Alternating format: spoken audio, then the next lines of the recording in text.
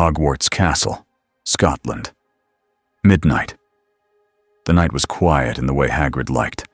The wind moved the trees, the lake was dark, most of the castle was asleep. Then the air tore.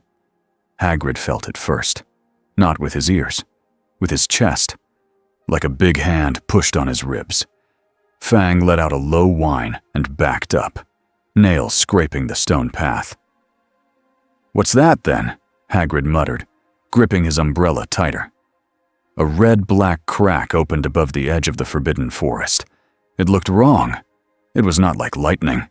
It was like the sky had been cut with a sharp knife. Heat rolled out. Not warm like a fire in a hearth, hot like a furnace door opening. The crack widened. The trees below it bent as if a heavy storm pressed down on them. Leaves spun in the air. Then something dropped. A motorbike, huge and loud, burst out of the tear and smashed into the wet grass. It skidded sideways, throwing mud. The wheels screamed. The bike left 2 lines behind it, burning lines that hissed and steamed, but did not go out. Hagrid froze. His mouth opened, but no words came. The bike stopped. A rider swung one leg over and stood up. Hagrid had seen dragons. He had seen giant spiders. He had even seen a 3-headed dog. He had never seen this. The rider's head was a skull, real bone. Empty eye sockets filled with bright fire. Flames crawled up from his collar like they belonged there. A heavy chain hung from his hand. It looked like iron, but it moved slightly, like it was breathing. Fang barked once, sharp and scared, then hid behind Hagrid's legs. Hagrid took one slow step forward. Hello there," he tried, forcing his voice to work. "You lost." "Are ya?" The skull turned toward him. The flames flickered. Hagrid expected a roar. Instead, the rider was silent for a long beat, like he was listening to something no one else could hear. Then he spoke. The voice was deep and tired. Not a monster's growl. A man's voice, rough from smoke. "This isn't my road," he said. Hagrid swallowed. His eyes slid to the burning tracks. "No, can't say it is." The rider's head tilted. The fire brightened. He looked past Hagrid, toward the castle, as if the stone itself had a smell. Hagrid followed his gaze. "That's Hogwarts," he said, almost without thinking. "School of witchcraft and wizardry." The rider's chain shifted in his grip. The metal clicked softly. Footsteps sounded behind Hagrid. "Oi!" a boy hissed. "What's that?" Hagrid turned just enough to see 3 students at the edge of the path. 2 boys and a girl, older. Slytherins by the green trim on their robes. They must have snuck out. They stared at the flames like they couldn't believe their luck. One of the boys lifted his wand, eyes bright with fear and pride mixed together. "Back off," he snapped at Hagrid, but his wand was pointed at the rider. "Whatever you are." Hagrid raised a big hand. "Now, don't." The boy fired first. "Stupefy!" A red bolt hit the rider in the chest. It should have knocked a person flat. It did not. The rider did not even move. The boy's face went pale. The girl took a step back, hand over her mouth. The rider's skull turned slowly to look at them. The flames did not flare like anger. They flared like warning. He lifted the chain, not fast, not rushed, just steady. Hagrid's heart hammered. "Listen, he didn't mean." The rider snapped the chain once. It shot out like a living thing, not toward the kids, but toward a thick tree at the forest's edge. The chain wrapped around the trunk with a heavy clank. The rider yanked it, and his whole body pulled forward in a blur, fast enough to make the students gasp. He stopped between Hagrid and the Slytherins, like a wall made of fire. The air around him smelled like smoke and hot metal. The students backed up. The boy's wand shook. The rider did not chase them. He did not attack. He just stood there, and the message was clear. Don't try that again. Hagrid let out a breath he hadn't realized he was holding. The rider's skull turned back to the castle. He was quiet again, listening. Then he said a single line, low and certain, like he had just heard a distant bell. "I can feel a shattered soul in there." And for the first time, Hagrid felt truly scared of what that could mean. The great hall was bright with torches, but the light did not make Harry feel safe. Students were packed together in their pajamas and robes, whispering fast. Professors moved through them like guards. McGonagall stood at the front, stiff and sharp as a blade. Harry could still hear it in his head. The roar, not like a dragon, like a machine that did not belong in this world. Ron leaned close, eyes wide. "Tell me I'm dreaming," he muttered. Hermione shoved her hair back, already thinking. "If you are dreaming, I am dreaming too," she said, quick and tense. "And I refuse to accept that." A door at the side of the hall opened. Hagrid stepped in first, shoulders hunched. Mud was on his boots. Fang stayed close, tail low. Behind Hagrid came the stranger. The hall went silent in a single beat, like someone had pressed a hand over every mouth at once. He walked, not rushed, not slow. Each step made students flinch. Flames rolled off his shoulders. The skull burned with steady fire. His chain dragged across the stone floor with a scrape that sounded like a warning in a quiet room. Harry's stomach dropped. His scar prickled. Sharp and sudden. He pressed a hand to his forehead without thinking. Hermione saw it. Her eyes flicked to him, worried. McGonagall's wand was up.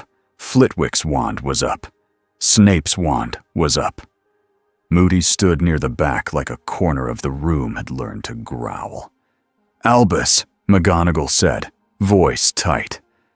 "This is not—" Dumbledore entered, calm as always. He looked from the students to the flaming figure without blinking. He did not raise his wand. "Welcome," Dumbledore said, voice gentle, "to Hogwarts." The skull turned toward him. For a long moment, no one moved. Then the stranger spoke. "I didn't choose to come here." Dumbledore nodded once, as if that was an answer to a question he had been asking himself. "Few of us choose where life places us," he said. "But we do choose what we do next." Harry felt Ron grab his sleeve. Ron's fingers were cold. Snape's voice cut in, sharp and low.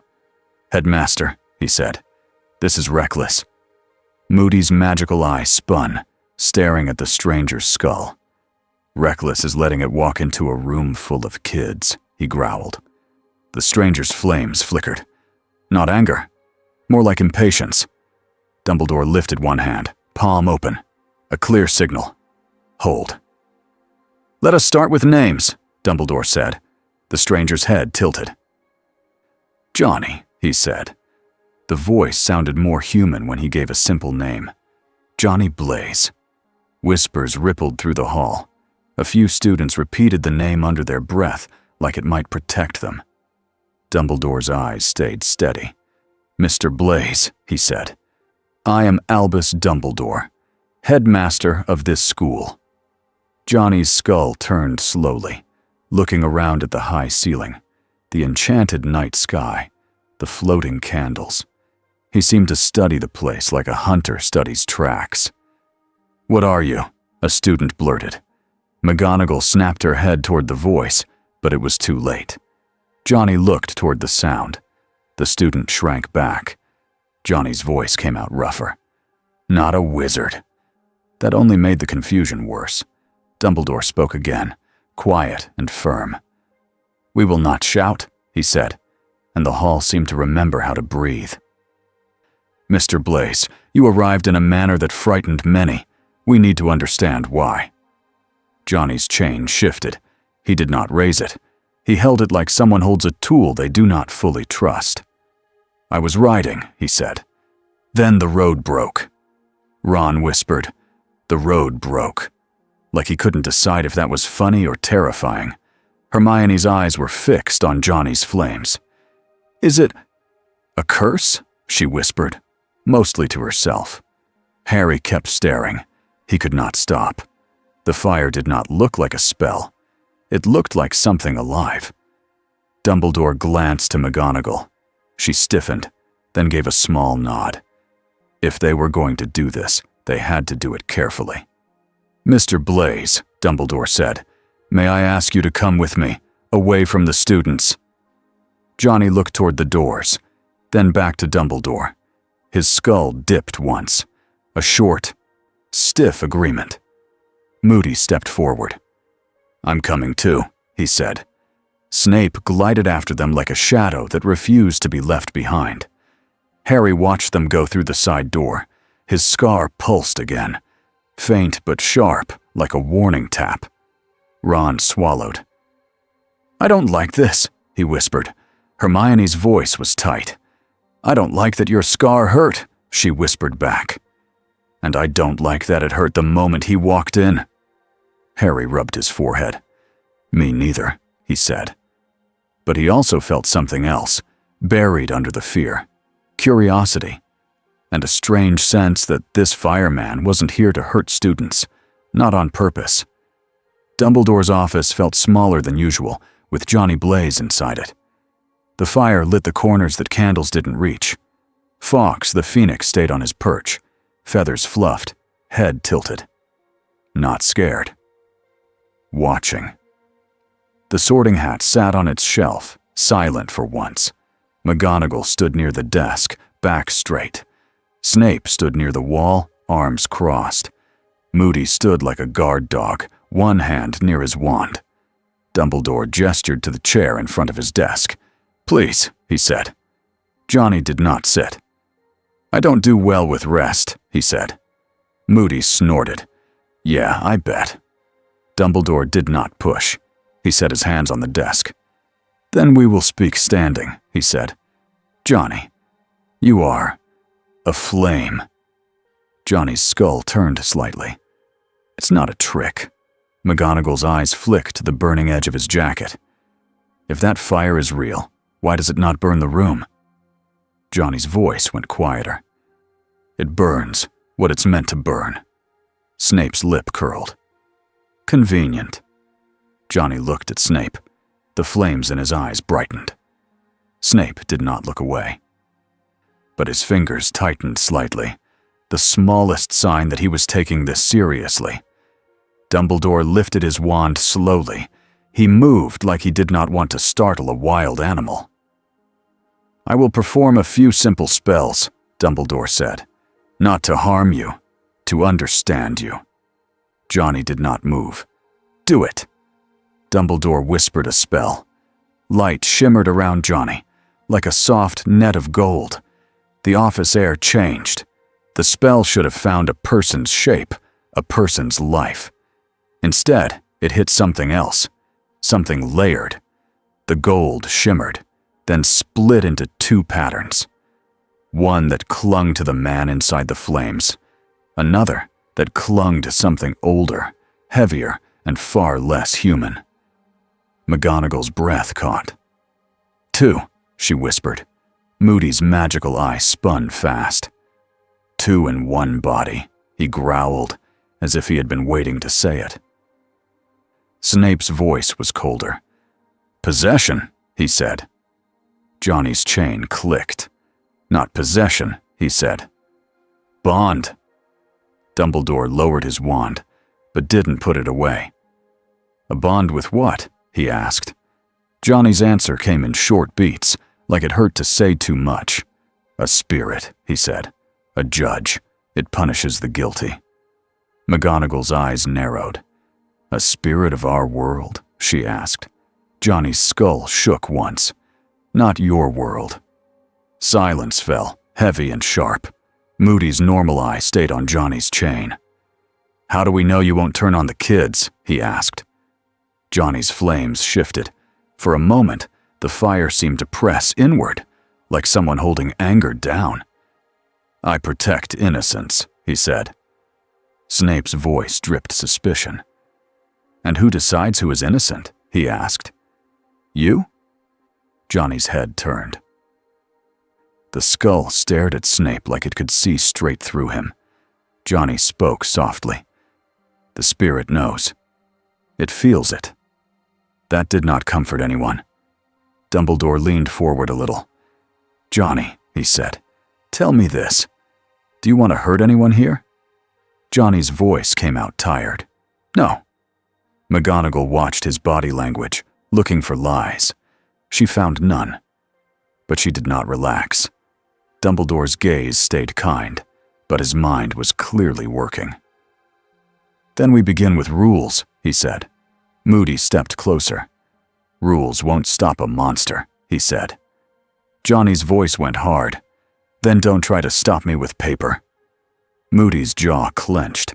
For a second, the room felt like it might explode. Dumbledore lifted a hand. "Enough," he said, calm but absolute. "This is not an argument we win by shouting." He looked at Johnny. "You said you punish the guilty," he said. "How?" Johnny's chain rose slightly, as if it had its own thoughts. "Hellfire," Johnny said. "And the stare." McGonagall frowned. "The stare?" Johnny's skull turned toward her. "It shows them what they've done," he said. "They feel it." Snape's eyes sharpened. "Legilimency," he said. "Quick." Johnny's flames flared. Offended. "Not mind magic," he said. "Soul." Dumbledore did not speak for a moment. His eyes seemed older. "A soul," he repeated. Johnny's skull angled toward the window, toward the dark castle outside. "I can smell something broken in this place," he said. Harry's scar burned in Dumbledore's mind, like a remembered worry. He did not show it. He only asked, "Careful. Broken how?" Johnny's answer was blunt. "Split," he said. McGonagall stiffened. Snape's eyes flashed. Moody's grip tightened on his wand. "Horcrux," he said. The word like poison. Johnny did not react to the word. It meant nothing to him. Dumbledore's voice stayed steady, but his eyes were sharp now. "Mr. Blaise," he said, "this school has faced dark magic before. If you can sense it, that may be useful. But it also makes you dangerous." Johnny's flames settled again. "I'm dangerous," he said. "That's true." Snape's voice was low, almost a hiss. "Then you don't belong near children." Johnny's skull snapped toward him. "I didn't choose this," he said, voice rising for the first time. "I didn't choose to be here." Dumbledore held the moment. He let Johnny's words hang so everyone felt the weight of them. Then he made a choice. "You may stay," Dumbledore said. McGonagall's head turned. "Albus." "You may stay," Dumbledore repeated, firmer. "Under my watch. You will not roam the castle freely. You will not approach students alone. You will not harm any child. If you agree, we will find a way to keep this school safe while we learn what you are." Moody's face looked like stone. "And if he doesn't agree?" he asked. Dumbledore's gaze did not move. "Then we will do what we must," he said. Johnny stared at Dumbledore. The fire in his eyes flickered, not with fear, but with something like respect. Dumbledore was not afraid, but he was not foolish either. "Fine," Johnny said. "But hear me." Dumbledore nodded once. Johnny's voice dropped low. "If evil comes here," he said, "I will answer, even if your rules hate it." Dumbledore's mouth tightened, just slightly. "Then we will do our best," he said, "to ensure your answer does not harm the innocent."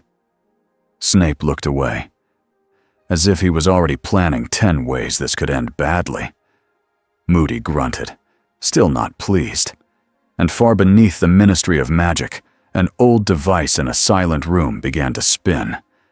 An unspeakable paused mid-step, eyes narrowing as the needle on the dial jerked hard to the side. "A tear," the unspeakable whispered. Something had arrived in their world, and the world had noticed. Harry did not sleep. He lay in his bed with the curtains shut, listening to the castle sounds.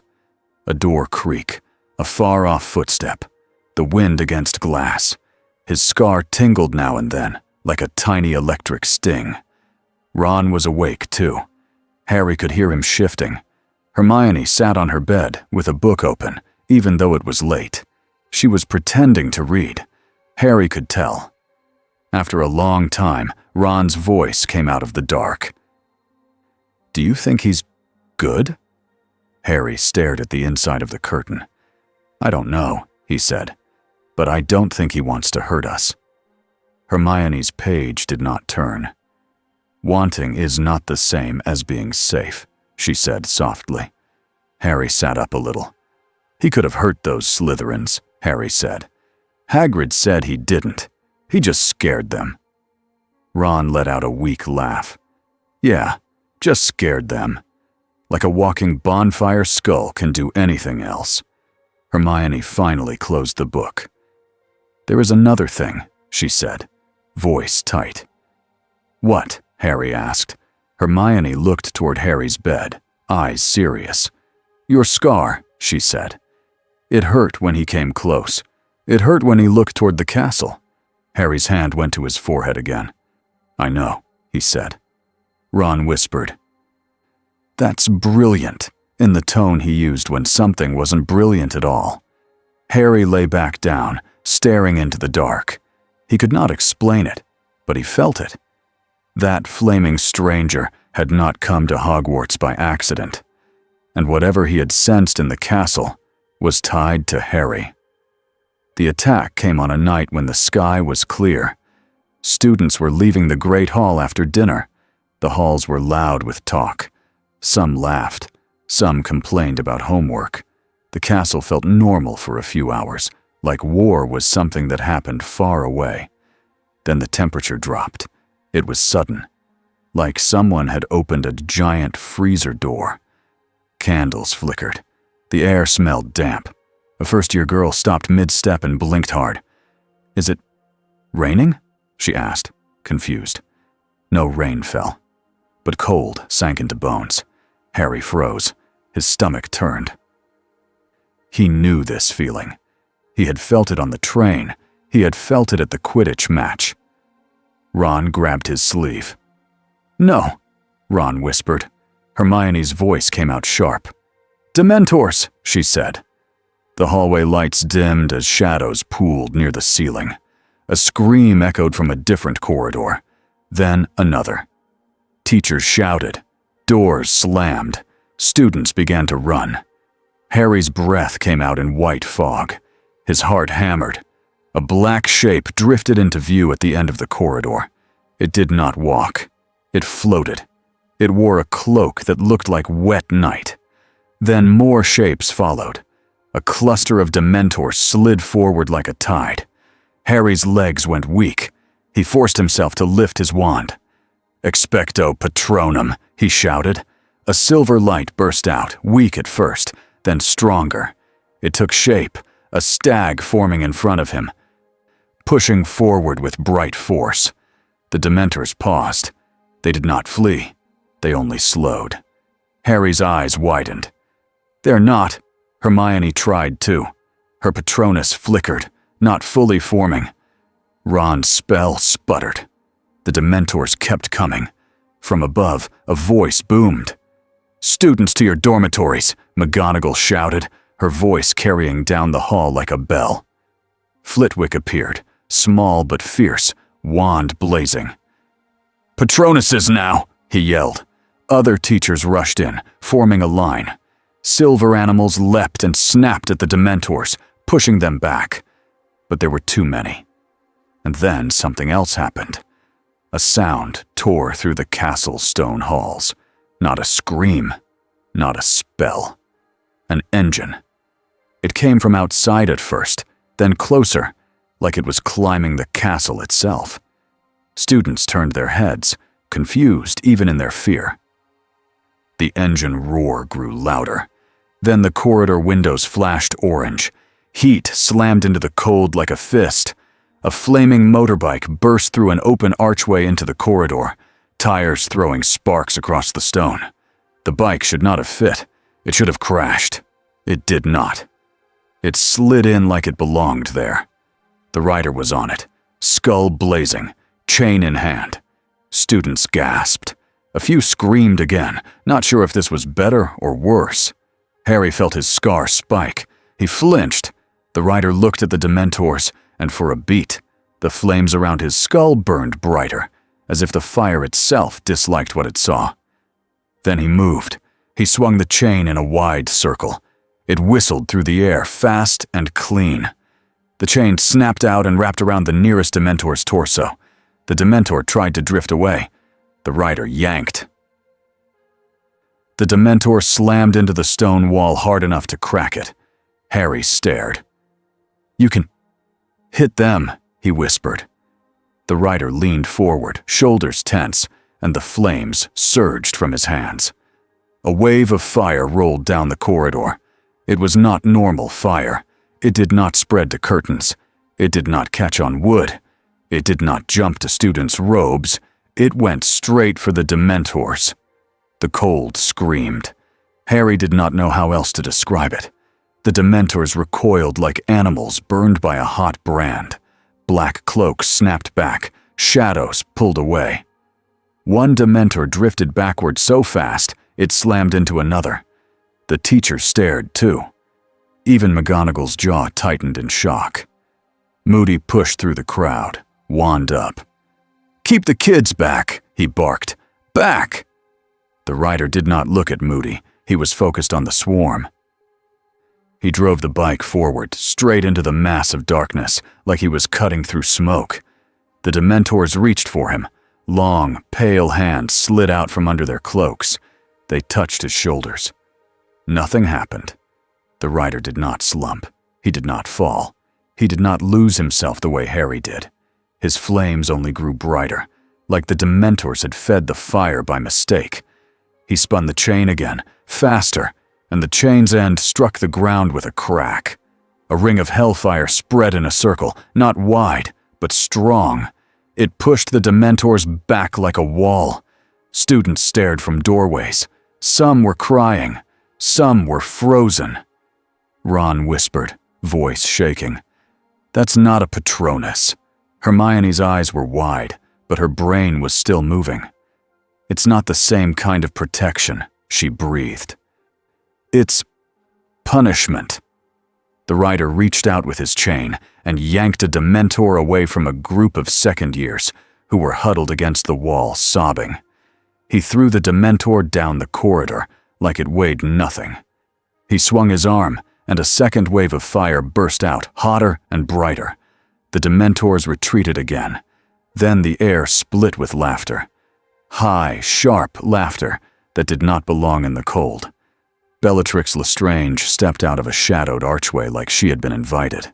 Her eyes sparkled. Her hair was wild. She looked thrilled.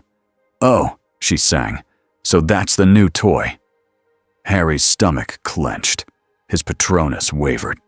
Bellatrix lifted her wand toward the rider. "Crucio!"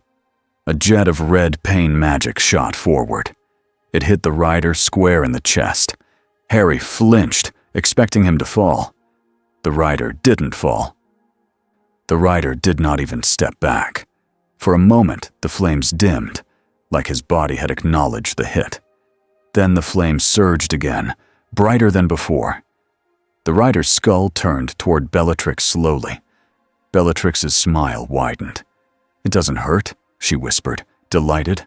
The rider's voice came out low and deadly calm. "I've lived with pain," he said. "You're small." Bellatrix's smile twitched, anger flashing behind it. She fired again, fast. "Avada!" A spell slammed into a shield. Dumbledore had arrived without Harry even noticing. His wand was up now. His face was calm, but his eyes were hard. "You will not," Dumbledore said, voice quiet but cutting. "Use that here." Bellatrix's eyes flicked to Dumbledore, and her grin returned. "Headmaster," she purred, "you brought friends." Behind her, masked figures appeared. Death Eaters. They spread out, wands up, using the Dementors as cover. The corridor became chaos. Teachers dueled Death Eaters. Silver Patronuses crashed into black cloaks. Students screamed and fled. and in the center of it, the rider moved like a storm with purpose. He snapped his chain toward a Death Eater who was aiming at a fleeing first year. The chain wrapped around the man's wand arm and yanked him off his feet, slamming him hard onto his back. The Death Eater tried to curse the chain itself. The chain burned. The spell died. The rider kicked the man's wand away without looking, then turned back to the Dementors, because they were still the bigger danger to the kids. Harry saw it clearly now. The rider was not here to play. He was here to protect, in his own harsh way. Bellatrix darted sideways, fast, trying to slip behind the rider. Wand raised again.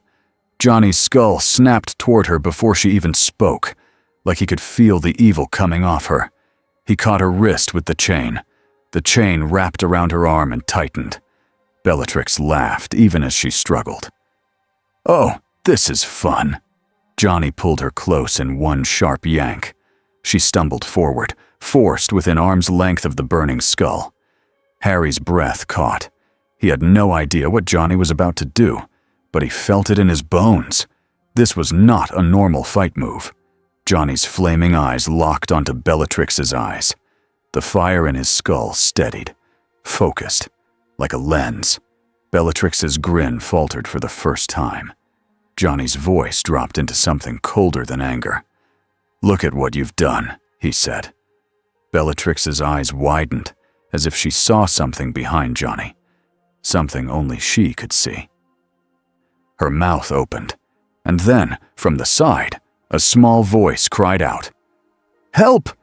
A student, a boy, maybe 13, pinned against the wall by a Dementor that had slipped past the lines. Johnny's skull snapped away from Bellatrix at once. The moment broke. Bellatrix gasped like someone had yanked her out of deep water. Her face was pale. Her eyes were wild again, but not with joy now, with shock. She twisted hard and fired a blasting curse at the stone floor. The explosion threw dust and debris between them. The chain loosened just enough. Bellatrix slipped free, laughing again. But the laugh sounded forced now, like she was trying to cover something. Johnny did not chase her. He went straight for the student. He grabbed the Dementor's cloak with one burning hand and threw it back like it was a bad curtain. The Dementor reached out, trying to pull the boy's soul. Johnny's flames surged and wrapped the Dementor's hands. The Dementor recoiled. The boy collapsed, coughing and crying. Johnny stood over him like a shield. Then Johnny raised his head and let out a long breath. Fire poured out. Not a random blast. A controlled stream that swept across the corridor, driving the Dementors back in a wide line. The cold broke in places, like ice cracking under heat. Harry held his Patronus steady, pushing too. Teachers joined him. A wall of silver and flame drove the Dementors away from the students. Outside, a wind howled as the Dementors were forced back through doors and windows, retreating into the night. The Death Eaters realized the moment was turning. Bellatrix's eyes flashed toward the entrance, then to Dumbledore, then to the rider again. She gave a small bow, mocking even in retreat. "Next time," she said lightly, as if this was a party she planned to return to. Then she vanished with a crack. Other Death Eaters followed, fleeing before the teachers could trap them. The corridor fell quiet in a strange way, not peaceful, just empty of screams for a moment. Students were gathered at a distance, peeking from behind corners. Some cried softly. Some stared at Johnny like he was a legend and a nightmare at once. Dumbledore lowered his wand slowly. His eyes moved to Johnny. Johnny stood in the center of the hall, flames still burning, chain hanging at his side. The bike's engine idled like a living animal. He looked toward the direction Bellatrix had gone, and for a second, the fire in his eyes burned hotter. Then he looked back toward the castle, like he could still smell what he had said before. The shattered soul. Harry felt his scar throb again, and this time He was sure Johnny felt something too, because Johnny's skull turned slightly, not fully, but enough that the empty eyes faced Harry's direction. Not accusing, not friendly either, just aware. Far away, in a place Harry could not see, Voldemort listened to reports from shaking followers. He did not laugh. He did not shout. He grew quiet. And quiet from Voldemort was never a good sign. Morning at Hogwarts did not feel like morning. The sun rose. Birds called. The lake moved like normal. But the castle held the cold from the Dementors like a bruise that would not fade. Harry sat in the hospital wing with a blanket around his shoulders. Madame Pomfrey marched between beds, snapping at anyone who tried to sit up too fast. Students lay with pale faces and tired eyes. Some stared at the ceiling like they were afraid it would fall. Ron's ears were still pink from the cold. He kept rubbing his hands together. Hermione was not in a bed. She sat on the edge of Harry's, looking like she was holding herself together with willpower. Across the room, a second-year boy began to cry again, quiet at first. His friend tried to hush him, but he could not stop. The fear had left a mark. Harry's scar had stopped burning, but it still felt sore, like skin after a sting. He tried not to think about the flaming skull in the corridor. He failed. Every time he blinked, he saw it. Not as a threat, as a shield. And that made his stomach twist, because Harry knew shields could crack. McGonagall entered the hospital wing with quick steps. Her mouth was tight. She spoke in a low voice to Madame Pomfrey, then looked around at the beds. Her eyes found Harry, Ron, and Hermione. She walked over. "Mr. Potter," she said quietly, "the headmaster asks that you remain in your dormitory when you are released. All of you. No wandering." Ron opened his mouth to complain, then shut it when he saw her face. Hermione nodded. "Professor, what is happening?" McGonagall's eyes flicked toward the window, as if she could see through stone to the world outside. "The Ministry is arriving," she said, "and they are not arriving to help." Harry's chest tightened. "Because of the Dementors?" McGonagall's voice sharpened. "Because of everything," she said. Then she softened, just a little. "Rest. I will not have you fainting in the hallway." When she left, Ron leaned in and whispered, "The Ministry's going to blame Dumbledore again." "Isn't it?" Hermione's jaw clenched. "They always do," she whispered back. Harry stared down at his blanket. He knew the Ministry did not like Dumbledore. That was old news. But now Hogwarts had something else inside it, a thing the Ministry could point at and say, "See? Danger. Dumbledore can't control his own school, a thing with fire for a face, and Harry hated that part of him was glad the thing was here." Johnny Blaze stood alone on the grass where he had landed. The burned tracks were still there. They had turned from bright fire to dark marks that looked melted into the earth. Hagrid and Filch argued nearby. Filch waved his hands and complained about damage and rules. Hagrid tried to calm him down, voice gentle but firm. Johnny did not really hear them. He felt the castle. It was old. It was layered. It had rules inside rules. Wards on top of wards. It was not like a city. It was like a living fort. And deep in it, like a thorn in a heart, was the broken soul feeling again. Split, twisted, hidden. The spirit inside him pressed forward at that feeling. It wanted to hunt. It wanted to burn. Johnny tightened his grip on the chain. Not in a school, he told himself. The spirit did not care about schools. The spirit cared about guilt. Johnny cared about kids. He had seen too many kids in his life who got hurt because adults made deals. He turned toward the castle. Students stared at him from windows and doorways. Some pointed. Some backed away. Some looked like they wanted to run. A few looked like they wanted to ask questions. He did not blame them. He looked like a nightmare. He heard footsteps and turned. Albus Dumbledore approached, alone. No guards.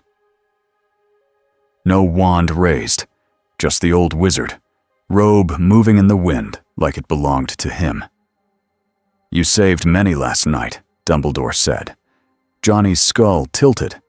"I stopped things from getting worse." Dumbledore's eyes were tired. "For some, that is the same thing," he said. Johnny looked at the dark mark in the grass again. "Your world uses sadness as a weapon," he said. Dumbledore's gaze sharpened. "Yes," he said, voice low. "And it is not meant to be used near children." Johnny's flames flickered. "It was meant," he said. Blunt. "Someone sent them." Dumbledore did not deny it. That silence was its own answer. Johnny's voice dropped. "The broken soul," he said. "It's in your walls?" Dumbledore looked up at the castle, eyes distant. "I have suspected," he admitted. "Not in the way you sense it. But I have felt a wrongness in certain places." Johnny took a step closer. The heat of him made the air shimmer. "I can track it," Johnny said. "But your people are afraid of me." Dumbledore gave a small, sad smile. "They are afraid because they do not understand," he said, "and because fear is easy to spread." Johnny's chain shifted like it disliked the word fear. Dumbledore studied Johnny's burning eyes. "Mr. Blaise," he said carefully, "the students know you are not a wizard. They do not know what you are. They do not even know what to call you." Johnny's flames rose and fell like a breath. Dumbledore continued, "If you will not tell them, rumors will, and rumors are often cruel." Johnny was silent. Then he said, "Names don't matter." Dumbledore's voice stayed calm. "To children, they do," he said. Johnny's skull dipped slightly. He understood that. He did not like it, but he understood it. After a beat, Johnny said, "In my world, they call me the Ghost Rider." The words landed in the air like a heavy door closing.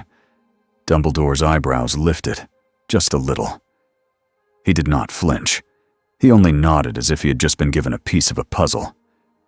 "Ghost Rider," Dumbledore repeated softly. Johnny's voice was flat. "It's not a compliment."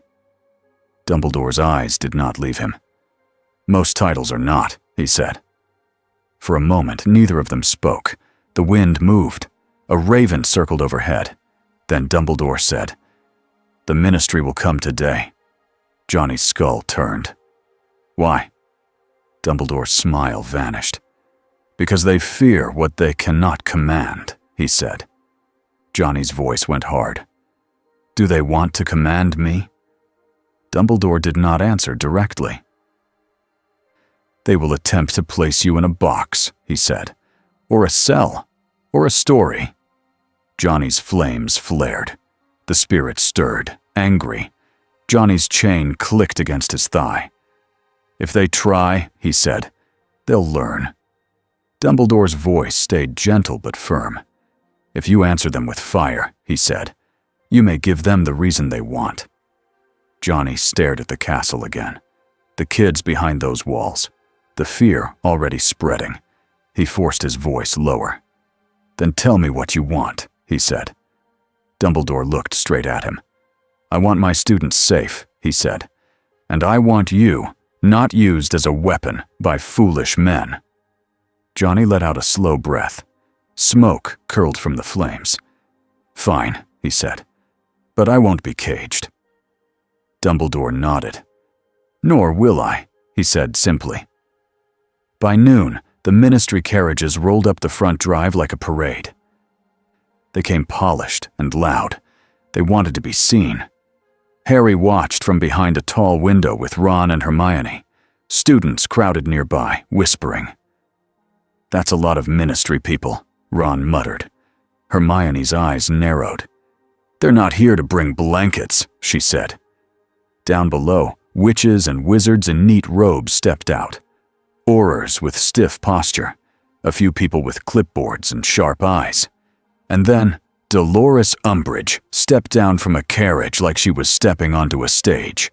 Her pink outfit looked almost silly against the dark castle stone. Her smile did not. Harry felt his stomach tighten. "Her," he whispered. Ron groaned. "Oh, brilliant," he said. Flat. Hermione's voice went thin.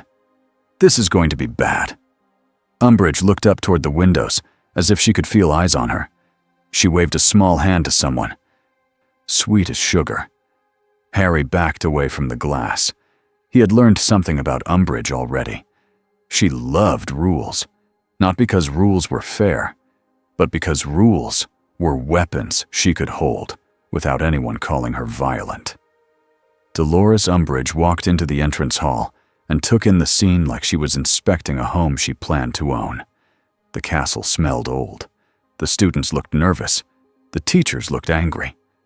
Good, she thought. Fear made people easier to guide.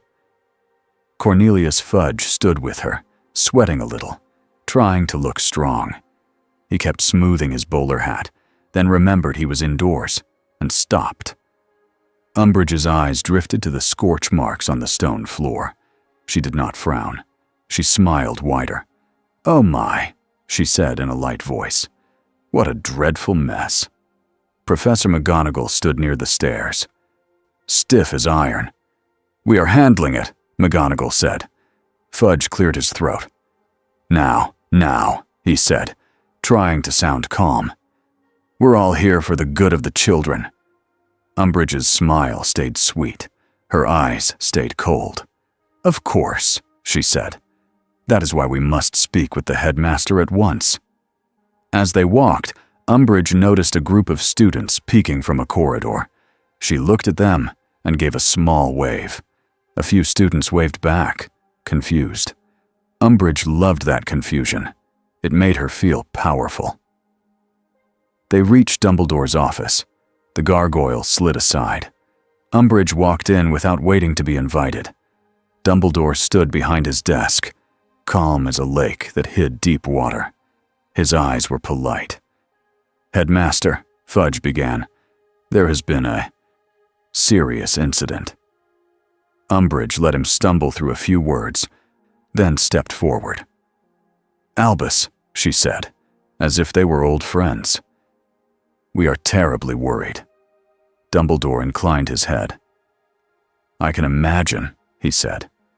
Umbridge clasped her hands. "We have reports," she said, "of Dementors within school grounds." Dumbledore's voice did not change. "You have correct reports," he said. Fudge looked flustered.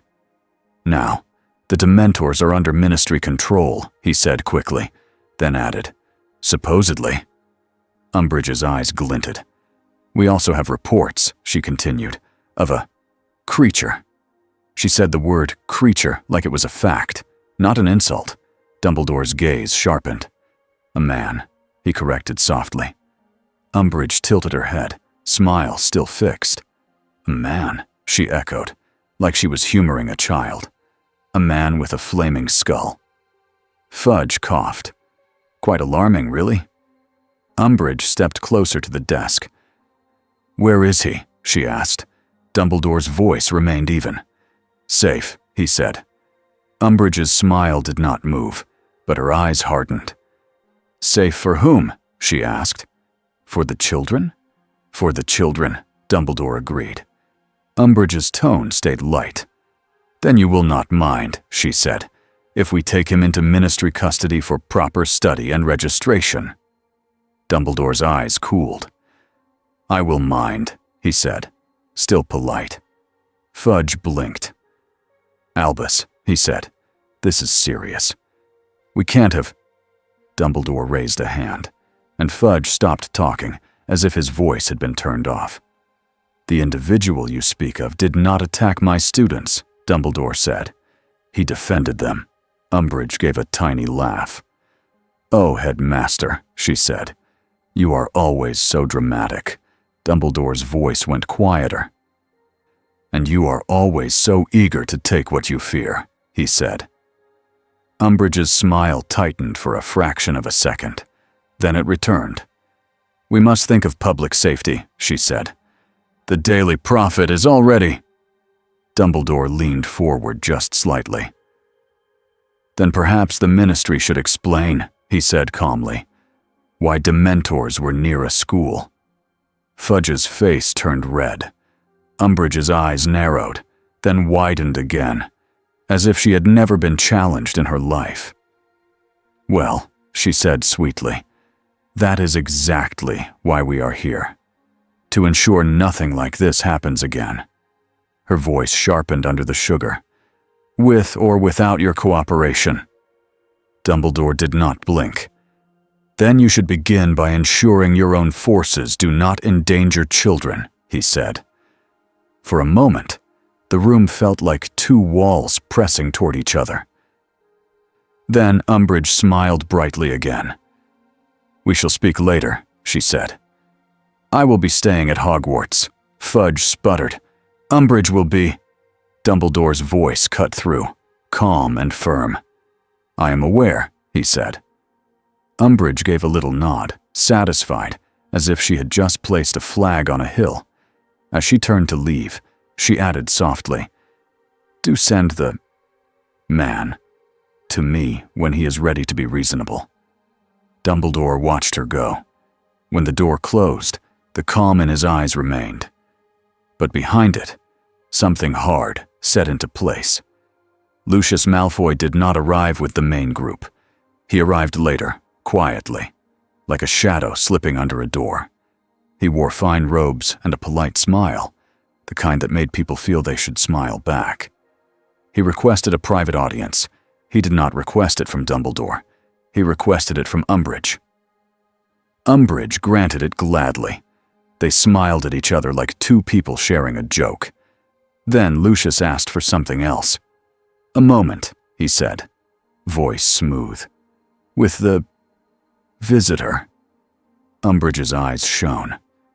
If you can convince him to cooperate, she said, I will be very pleased. Lucius bowed slightly. I live to be helpful. A few hours later, a message was sent through the castle staff. A request for the fireman to meet in a side chamber near the entrance hall. Johnny Blaze arrived on foot. The sound of his chain on stone came before his flames did. Lucius stood alone, hands behind his back, face calm. Johnny's skull turned toward him. The air warmed. Lucius did not step back. He had faced dragons in courtrooms, he thought. He had faced angry aurors. He had faced worse than fear. He only needed to appear brave. Mr. Maud Blaze, Lucius said. Or do you prefer another name? Johnny's voice was flat. Say what you want. Lucius smiled politely. Straight to the point, he said. I admire that. Johnny did not answer. Lucius continued. The wizarding world is cautious. It loves paperwork. It loves control. It will try to label you. Johnny's flames flickered. Lucius lifted one hand in a calming gesture. I do not say that to threaten you, he said. I say it to offer you options. Johnny's skull tilted. Options. Yes, Lucius said smoothly. Protection, connections, legal standing. You do not want aurors chasing you, do you? Johnny's chain shifted, as if it hated the word protection coming from this man's mouth. Lucius kept his smile. Dumbledore is noble, he said, but he is not the Ministry. He cannot shield you from everything. Johnny stepped closer. Heat pressed into the room. Lucius's throat tightened, but he did not show it. Johnny's voice went low. You smell like lies, he said. Lucius's smile held, but his eyes narrowed. You are blunt, he said. Johnny's skull tilted slightly more. You didn't bring me here to help me, he said. You brought me here to hold my chain. Lucius's smile softened into something almost sad. You misunderstand, he said gently. I only wish to help everyone, including you. Johnny did not move. The silence stretched. Lucius tried another angle. Tell me, he said. What are you? Truly? Johnny's flame surged a little, then settled. A man, he said. And something else. Lucius's eyes gleamed. Fascinating, he whispered. Johnny's skull turned slightly. Like he was listening again to that invisible sound only he could hear. Then he looked back at Lucius. You've hurt people, Johnny said. Lucius's smile tightened. We all make choices, he said lightly. Johnny's voice dropped. Do you feel it? He asked. Lucius's eyes flashed, alarmed. Feel what? He asked. Still smooth, but not as smooth. Johnny leaned closer. The fire in his eyes steadied. Focused. Lucius suddenly understood what was about to happen. He took a quick step back, hands lifting. Now! Now! Johnny did not chase. He simply said, You should go. Lucius froze. He had expected violence. He had expected a threat, not dismissal. Johnny's skull tilted. Run your games somewhere else, he said. This place has kids. For a moment, Lucius's face almost cracked. Then his smile returned. Very well, he said softly. I hope we can speak again. He turned and walked out like he had won something, but his heart was beating too fast. Because for the first time in a long time, Lucius Malfoy had felt like someone could see behind his mask, and that terrified him more than any wand. That night, Snape came to Dumbledore's office without knocking. Dumbledore looked up from a stack of letters. Several were already open, and none looked pleasant. Snape's eyes were hard. You are making a mistake, he said at once. Dumbledore sighed softly. Good evening, Severus, he said. Snape did not return the greeting. You are keeping a bound spirit in a school, he said, voice sharp. A spirit that punishes, a spirit that burns. Dumbledore leaned back in his chair. Yes, he said, and you are keeping Death Eaters out with lies and nerve. We both do dangerous work. Snape's jaw tightened. This is different, he said. Is it? Dumbledore asked. Calm. Snape stepped closer. That thing, he said, is not guided by reason. It is guided by judgment. That's not the same. Dumbledore's eyes stayed steady. Johnny Blaze is guided by reason, he said. He is fighting his own nature to respect my rules. Snape's mouth twisted. And how long until he fails? He asked. How long until a child does something foolish, and he decides it is guilt? Dumbledore's voice stayed gentle. Then we will be there, he said. Snape's eyes narrowed. You cannot be everywhere, he said. And the Ministry will use him to destroy you. Dumbledore's gaze sharpened at that. I am aware, he said. Snape's voice dropped. Voldemort will use him too, he said. Dumbledore went still. Snape continued.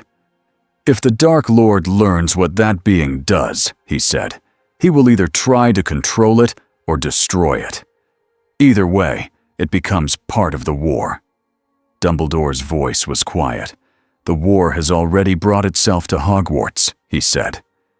Snape stared at him for a long moment, then said almost reluctantly, There is another problem.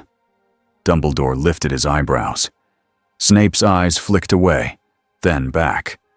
He senses something in the castle, Snape said. Something broken. Dumbledore's fingers tightened on his quill. Snape's voice went colder. If he finds what you suspect, he said, he may act without understanding consequences. Dumbledore's voice was careful. Then we must ensure he does not act alone, he said. Snape's mouth tightened. And who do you plan to pair with him? He asked, sharp.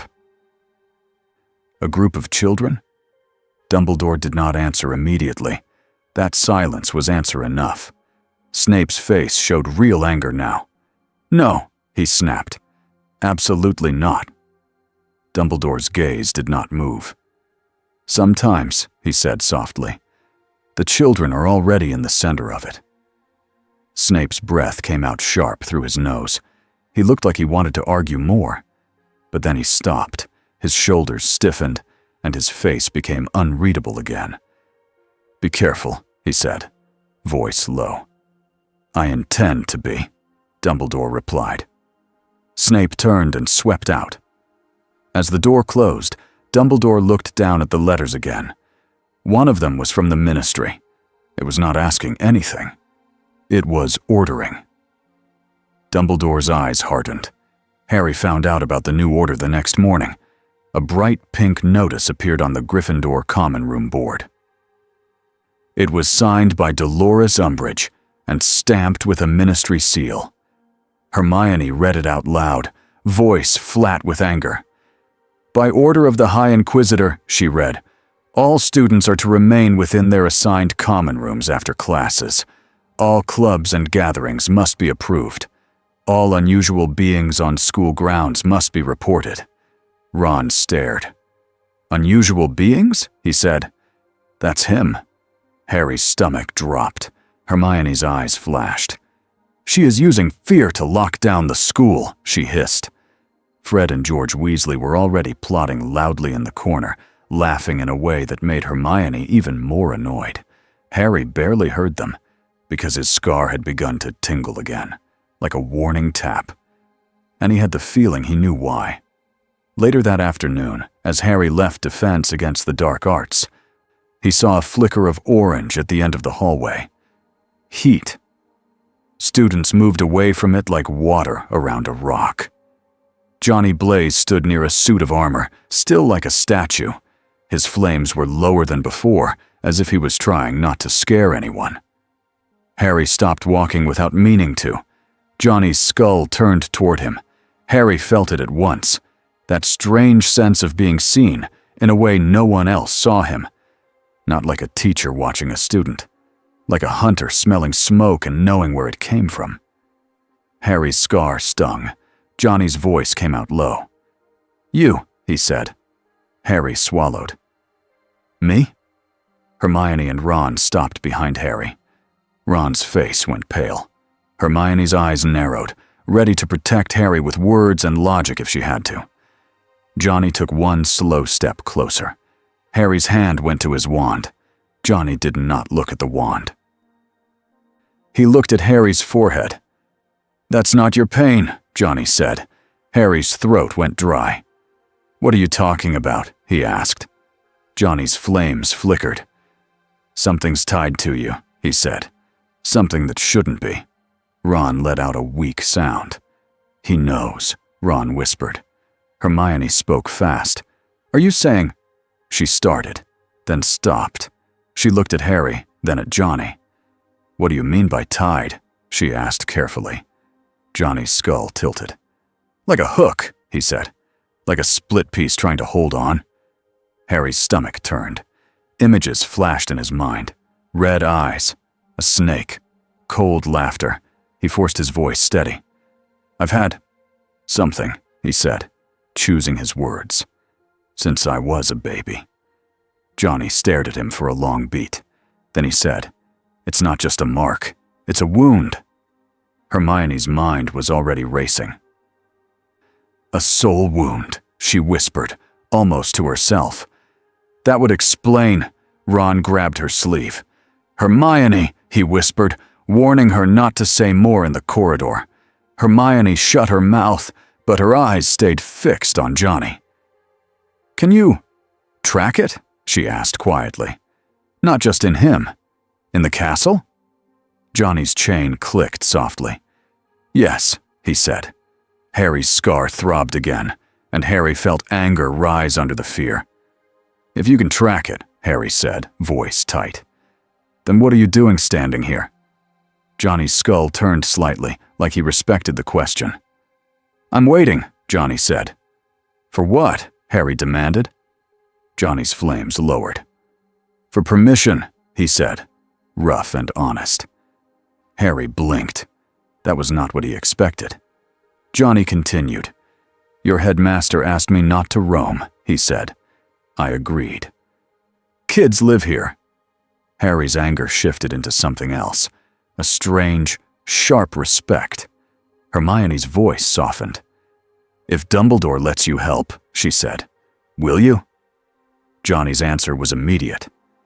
"Yes," he said. Harry looked at Ron and Hermione, then back at Johnny's burning skull. He did not know if this was safe, but he knew one thing.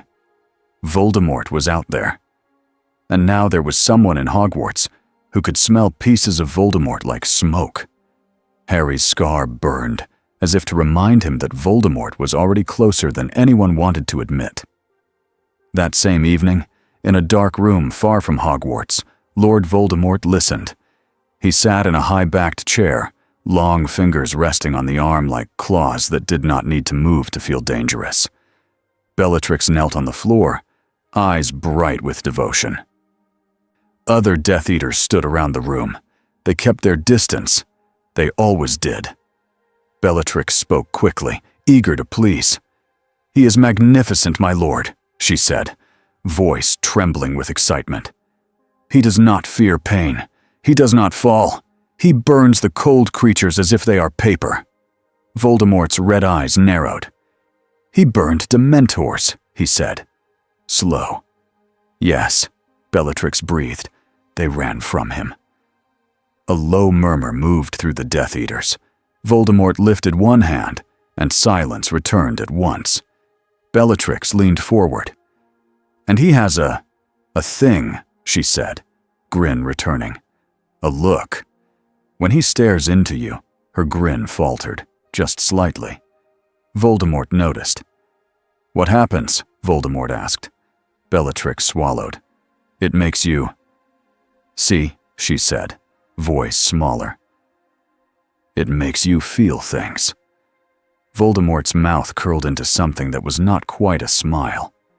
"Feelings," he repeated, as if tasting the word like something disgusting. Bellatrix rushed on, trying to fix it. "But I escaped," she said quickly. A child screamed. He turned away. Voldemort's eyes gleamed. "A child," he whispered. He leaned forward slightly. Interest sharpened in the air. "The creature obeys rules," Voldemort said softly. "Rules about children." The Death Eaters held their breath. Voldemort continued. "Then the creature can be guided," he said. "Not by chains, but by circumstance." Bellatrix's eyes widened. "You want us to trap him?" Voldemort's gaze slid to her. "Not with spells," he said. "Spells are blunt. I prefer knives." He looked toward the darkness beyond the room, as if he could see through miles of night to Hogwarts. "It senses a broken soul," Voldemort murmured. Bellatrix's face brightened again. "Yes," she said. "It does." Voldemort's voice dropped. "Then it is sniffing near what belongs to me," he said. His eyes narrowed, cold and thoughtful. "Let it sniff," he said softly. "Let it come closer." A Death Eater shifted nervously. "My lord, if it can harm—" Voldemort's gaze snapped to him. The Death Eater froze. Voldemort's voice was calm, and that calm was worse than yelling. "It can harm those who feel," Voldemort said. "It harms those who carry weight." He leaned back, fingers tapping once on the chair arm. "I do not carry weight," he said, almost amused. Bellatrix trembled with pride, as if his words were a gift. Voldemort's eyes glittered. "But the boy does," he whispered. Then, very softly, he said, "Send a whisper into the castle." Bellatrix tilted her head. "A whisper?" she asked. Voldemort's mouth curved. "A hint," he said. "A breadcrumb." His red eyes burned brighter. "Tell the creature," he said, "that there is a wound in Hogwarts it will want to touch." Bellatrix smiled, delighted. "It will rush in," she whispered. Voldemort's voice went colder. "And when it does," he said, "we will see if it can be made to break its own rule." A few days passed, and the castle changed. Not in stone, in mood. Umbridge's pink notices multiplied like a sickness. New rules, new limits, new punishments. Teachers grew sharper, students grew quieter. Laughter still happened, but it sounded careful now, like people were afraid to be too happy. And Johnny Blaze became a shadow of fire at the edge of it all. He did not sit at the staff table. He did not wander the halls in daylight. He stayed near the grounds at night, at Dumbledore's request, watching the boarders. Sometimes students saw a flash of orange beyond a window. Sometimes they saw burning tracks that vanished by morning. Rumors grew. Some called him the Skull Rider. Some called him the Burning Man. Fred and George tried to sell fake Skull Rider repellent and got yelled at by Hermione.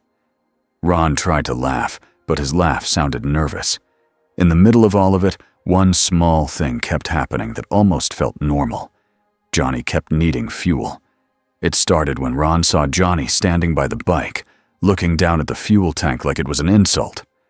Ron, being Ron, could not stop himself. Ron said, voice unsure. Does it eat? He winced as soon as he said it. Johnny's skull turned slowly. Ron swallowed. I mean, does it need something? Johnny stared at him, then looked back at the bike. Gas, he said. Ron blinked. Gas! Hermione appeared at Ron's side like a warning sign. Petrol, she said quickly. He means petrol! Johnny's flames flickered once, like a short laugh that did not make sound. Yes, he said. Petrol. Ron spread his hands helplessly. We don't have that, he admitted. Johnny's voice went flat. I noticed. Hermione's eyes narrowed in thought. There are Muggle villages, she said, and roads, and petrol stations. Ron brightened for half a second, then frowned. But how do we pay? He asked. With wizard money? They'll think we're mad. Hermione looked like she was about to lecture him, then stopped, because for once he had a point. Johnny reached into his jacket and pulled out a crumpled stack of Muggle bills. He held them up like proof he had tried. Ron stared. Where did you even get that? Johnny's skull tilted. I had a life, he said. Ron nodded quickly. Right. Sorry. Hermione's eyes flicked to the money, then to Ron. If we can get to a Muggle place, she whispered, we can pay normally. Ron's face fell. We're not allowed out, he hissed, pointing at a pink notice nearby. Hermione's mouth tightened. Umbridge, she whispered. Johnny watched them. He said nothing. But the air around him felt heavier, like he was already thinking about what rules meant when evil was nearby.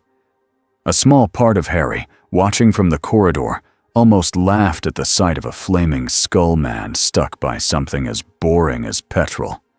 Then Harry's scar stung again, and the laugh died, because something else was coming. He could feel it. The whisper arrived on a Friday night, not as a voice in the air, as a thing left behind. Harry, Ron, and Hermione were leaving the library. When Hermione stopped so suddenly, Ron nearly walked into her. What? Ron snapped, then lowered his voice when Madame Pince glared. Hermione was staring at a book on a return cart. It was an old book, bound in dark leather. Not a Hogwarts textbook, not even a library book from the look of it. No label, no stamp. It looked like it had been placed there on purpose. Hermione reached toward it, then hesitated. Harry's scar prickled. Ron whispered, "Don't touch it." Hermione swallowed. "It could be cursed," she whispered. Harry's eyes stayed on the book. Something about it felt wrong. Not loud wrong, quiet wrong, like rot under a floor. Hermione pulled out her wand. "Accio book," she said softly. The book slid across the cart into the air, hovering a foot away from her hands. That was safer than touching it. Hermione's eyes scanned it. "No title," she whispered. "No author." Ron leaned in. "That's not creepy at all," he muttered. Harry's scar stung again. Hermione's voice dropped. "It's cold," she said. "How can you tell?" Ron asked. Hermione nodded toward the air around it. "Look," she whispered. The candle flames nearby were bending away from the book, just slightly, as if the book drank warmth. Harry took a breath. "We should tell Dumbledore," he said. Hermione nodded at once. They turned and froze. At the end of the corridor, orange light glowed. Johnny Blaze stood there, silent. He had not walked up with footsteps. He had simply appeared like a thing pulled by a scent. His skull turned toward the floating book. The flames in his eyes steadied. "That," Johnny said quietly, "is the smell." Hermione's throat went dry. "You felt it?" she asked. Johnny took one slow step closer. "It's calling," he said. Ron's voice shook. "Calling who?" Johnny's skull angled toward Harry for a half-second, then back to the book. "Me," he said, "and whatever's attached to him." Harry's scar burned sharply. Hermione's mind was racing. "It wants you to find it," she whispered. Johnny's chain clicked. "Then whoever placed it wants me moving," he said. Harry stared at the book. "Voldemort," he whispered. Johnny's skull turned. The flames rose slightly. "That name has weight," he said. Hermione swallowed. "It's him," she said, forcing herself to be clear. "The Dark Lord." Johnny's voice went flat. "Dark Lords don't scare me," he said. Ron gave a weak laugh. "Yeah, well, he scares us," he whispered. Johnny did not mock him. He just nodded once, like he understood fear as a fact. Harry's scar pulsed again. Harry's anger rose with it. "He's using us," Harry said. "He's using the school." Johnny's skull tilted. "He thinks he is," he said. Hermione lifted her chin. "We need to take that to Dumbledore," she said. "Now." Johnny's flames lowered. "Good," he said, "because I'm done waiting." Dumbledore did not look surprised when they arrived. He looked tired. But when he saw the book hovering in front of Hermione, his eyes sharpened at once. He waved his wand, and the book froze in the air, held by a stronger charm. "This was left in the corridor?" Dumbledore asked. Hermione nodded. "On the return cart," she said. "Like someone wanted us to find it." Dumbledore's gaze moved to Johnny Blaze. Johnny stood in the doorway, a wall of heat that made Fawkes shift on his perch. Dumbledore's voice stayed calm. "You felt it," he said. Johnny nodded. "It's part of the wound," he said. "A thread from the split." Dumbledore's jaw tightened. Harry's scar throbbed. He swallowed and said, "It feels like him. Like Voldemort." The office went very quiet. Ron flinched at the name. Johnny's skull turned toward Harry. "He's touching you," Johnny said. Harry's fists clenched. "He always has," Harry said. Hermione's voice was careful. "Headmaster," she said, "if this is tied to soul magic, to splitting—" Dumbledore's eyes did not move. "Yes," he said softly. Hermione's breath caught. "So it's real," she whispered. Ron looked between them. "What's real?" he demanded, voice sharp with fear. "What are you all talking about?" Dumbledore looked at Ron with something like regret. "There are dark ways," he said, "to tear the soul." Ron's face went pale. That's not," Hermione finished, voice tight. "Horcruxes," she said. Ron swallowed hard. "He made those," he whispered. "He really—" Harry felt sick. Johnny's chain clicked, and the sound was like a decision. "That's the smell," Johnny said. "Pieces. Hidden." Dumbledore's gaze hardened. "And if you find them," he asked quietly, "what will you do?" Johnny's flames rose. "Burn them," he said. Hermione's voice snapped, fast. "But we don't know what happens if—" she started. Johnny's skull turned toward her. "If you leave them," he said, "kids die." Hermione flinched, but she did not look away. "And if you destroy the wrong thing," she said, "kids could die too." The room held that truth like glass. Dumbledore lifted a hand. "Enough," he said gently. He looked at Johnny. "You will not act alone," he said. Johnny's flames lowered a little, not happy, but listening. Dumbledore's eyes moved to Harry, Ron, and Hermione. "You should not be involved in this," he said. Harry opened his mouth. Dumbledore raised a finger. "And yet," he said softly, "you already are." Harry's scar pulsed, as if to agree. Dumbledore's voice became firm. "If you assist," he said, "you do it under instruction. You do it quietly. And you do not take foolish risks." Ron blurted, "We always take," then stopped when Hermione elbowed him. Johnny's skull tilted toward Dumbledore. "Let me track it," he said. "I'll be careful." Dumbledore looked at the floating book again. Then he nodded once. "Tonight," Dumbledore said, "you will search. Not the whole castle. Not wildly. We will begin where the castle itself hides things." Hermione's mind clicked into place. "The room of requirement," she whispered. Ron frowned. "The what?" Hermione shot him a look that said, "Later." Johnny's flames flickered like interest. Dumbledore nodded. "Yes," he said. "If something wished to hide, it could hide there." He looked at Johnny. "And if something wished to lure you," he said, "it might point you there as well." Johnny's voice went low. "Then we go," he said. Dumbledore's eyes stayed sharp. "And we keep our heads," he said. Harry felt a tight knot in his chest. This felt like walking into a trap, but it also felt like the first time someone had a real chance to hunt Voldemort's broken soul pieces, and that chance came with a flaming skull. They moved after curfew. The castle at night was quieter, but it was not asleep. The portraits whispered. The stairs shifted. The torchlight flickered. Harry walked between Ron and Hermione. His wand was in his hand. He tried not to show how hard his heart was beating. Johnny moved behind them, silent despite the chain. The flames were lower now, as if he was forcing them down to avoid lighting the halls like a beacon. Hermione guided them, whispering, "It should be on the 7th floor, opposite the tapestry of Barnabas the Barmy." Ron whispered, "That sounds made up." "It's real," Hermione hissed. Harry's scar prickled again, like it was trying to point him somewhere else. They reached the tapestry. A silly wizard danced with trolls. The stone wall beside it looked normal. Hermione swallowed. "You have to. Need it," she whispered. "The room appears when you truly need it."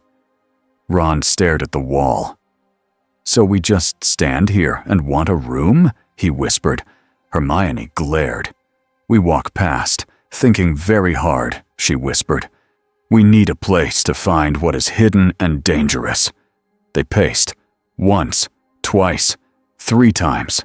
Harry focused on one thought. We need a room that shows what someone hid in Hogwarts. On the 4th pass, a door appeared.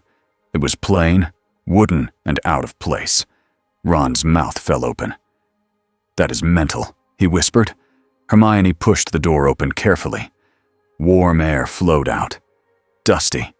Old. Like a storage room untouched for years. They stepped inside. The room was enormous. It was filled with piles of objects stacked like a giant's hoard. Broken chairs, old books, rusty armor, lanterns, trunks, mirrors, statues. Strange tools that did not look wizard-made or muggle-made. It looked like a mountain of forgotten things. Ron's eyes widened. "How is this real?" he whispered. Hermione's voice was almost reverent. "It's the room," she said. "It gives you what you need." Johnny's skull turned slowly, taking it in. Then his flames flickered, and his posture changed. He had found the scent again. He walked forward like a man following a trail only he could see. Harry followed, careful. stepping over a cracked chair leg. Hermione whispered, "Stay close." Ron muttered, "I am close." But he stayed close. They moved through narrow paths between heaps of objects. Johnny paused near a pile of old robes, his skull tilted. He reached down, then stopped. He did not touch.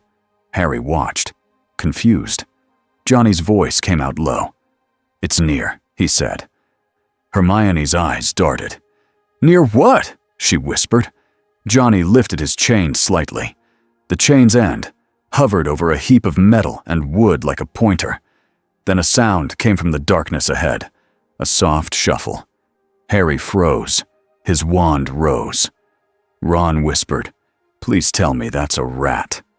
Hermione's voice was tight. "Rats don't usually live in the room of requirement," she whispered. Something moved between the stacks. Then a shape stepped into the torchlight. It was tall, but not too tall, cloaked in shadow. Its face was not clear. Harry's stomach dropped. "Dementor," he whispered.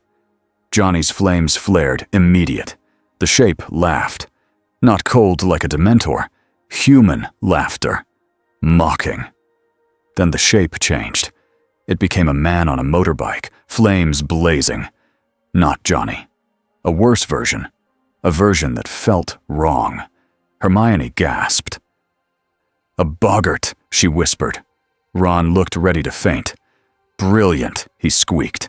The boggart shifted again, fast, as if it was tasting fear. It became a dead body, a burned body, a woman screaming, a child crying. Images flashed one after another like a cruel slideshow. Harry felt his throat tighten. He saw Cedric's face for a heartbeat. Then it changed. Hermione's voice snapped. "Ridiculous!" She fired the spell, but her voice shook, and the boggart only wobbled. It fed on stronger fear. Then it turned fully toward Johnny. And for the first time, the room felt truly dangerous in a different way. The boggart became a memory Johnny did not want anyone to see. A circus tent, a roaring crowd, a motorbike ramp, a young Johnny, human, helmet in hand, smiling. Then the smile vanished as flames swallowed him. The air filled with screaming. Not just fire screaming, people screaming. Johnny's posture stiffened. His flames lowered, like pain pushing them down. Harry realized something then. Johnny was not fearless. He was fighting fear every second. The boggart leaned in, wearing Johnny's worst guilt like a costume. Ron whispered, "What are we?" Johnny moved, not toward the boggart like a man punching a monster, like a judge walking up to a liar. He raised his chain. The boggart flinched, then laughed again, trying to hold its shape. Johnny's voice came out low and rough. "You're not it," he said. The flames around his skull surged, not wild, focused. A ring of hellfire burst out and washed over the boggart.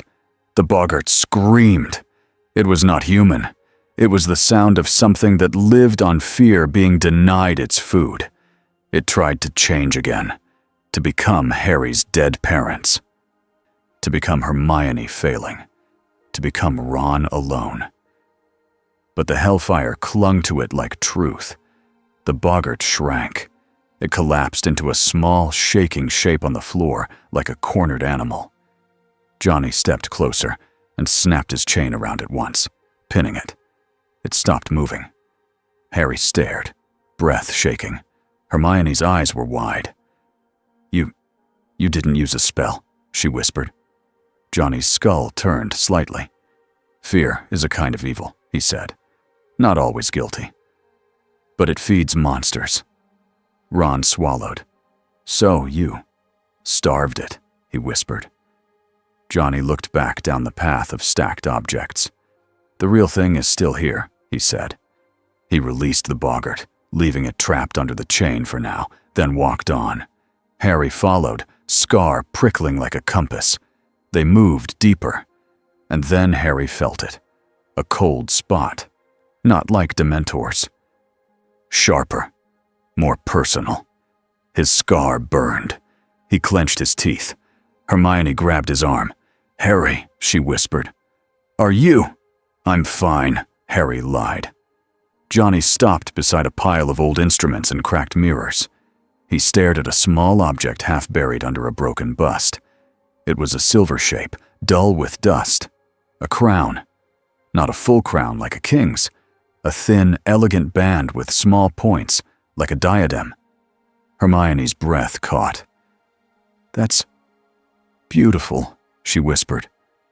Ron whispered, "That's the kind of thing that gets you cursed," like he had learned that lesson too many times. Johnny reached toward it, then stopped again. His skull tilted. The flame steadied. "It's screaming," he said quietly. Harry's scar pulsed in answer. Hermione's eyes darted between the diadem and Harry. Her voice dropped to a whisper. "A Horcrux would feel like that," she said, almost afraid to say it. Ron swallowed. "So that's one," he whispered. Harry stared at the diadem. It looked harmless, but his scar burned like it wanted to rip his skin open. Johnny's chain slid forward, wrapping around the diadem without Johnny's bare hand touching it. He lifted it gently, like he was lifting something fragile and deadly at the same time. The air around the diadem felt wrong, like the room did not like it. Hermione whispered, "We need to take it to Dumbledore." Johnny's skull tilted. "We need to know what it is," he said. Hermione's voice tightened. "If it is what we think, destroying it is not simple," she said. Johnny's flames rose a little. "Nothing is simple," he said, "but leaving it is worse." Harry's scar spiked, and Harry hissed, grabbing his forehead. Hermione grabbed him at once. "Harry," she whispered. Ron's voice shook. "Mate, you're not fine." Harry forced his eyes open. He looked at the diadem in Johnny's chain, and in his mind, he heard a soft laugh. Cold, familiar, not coming from the room, coming from inside him.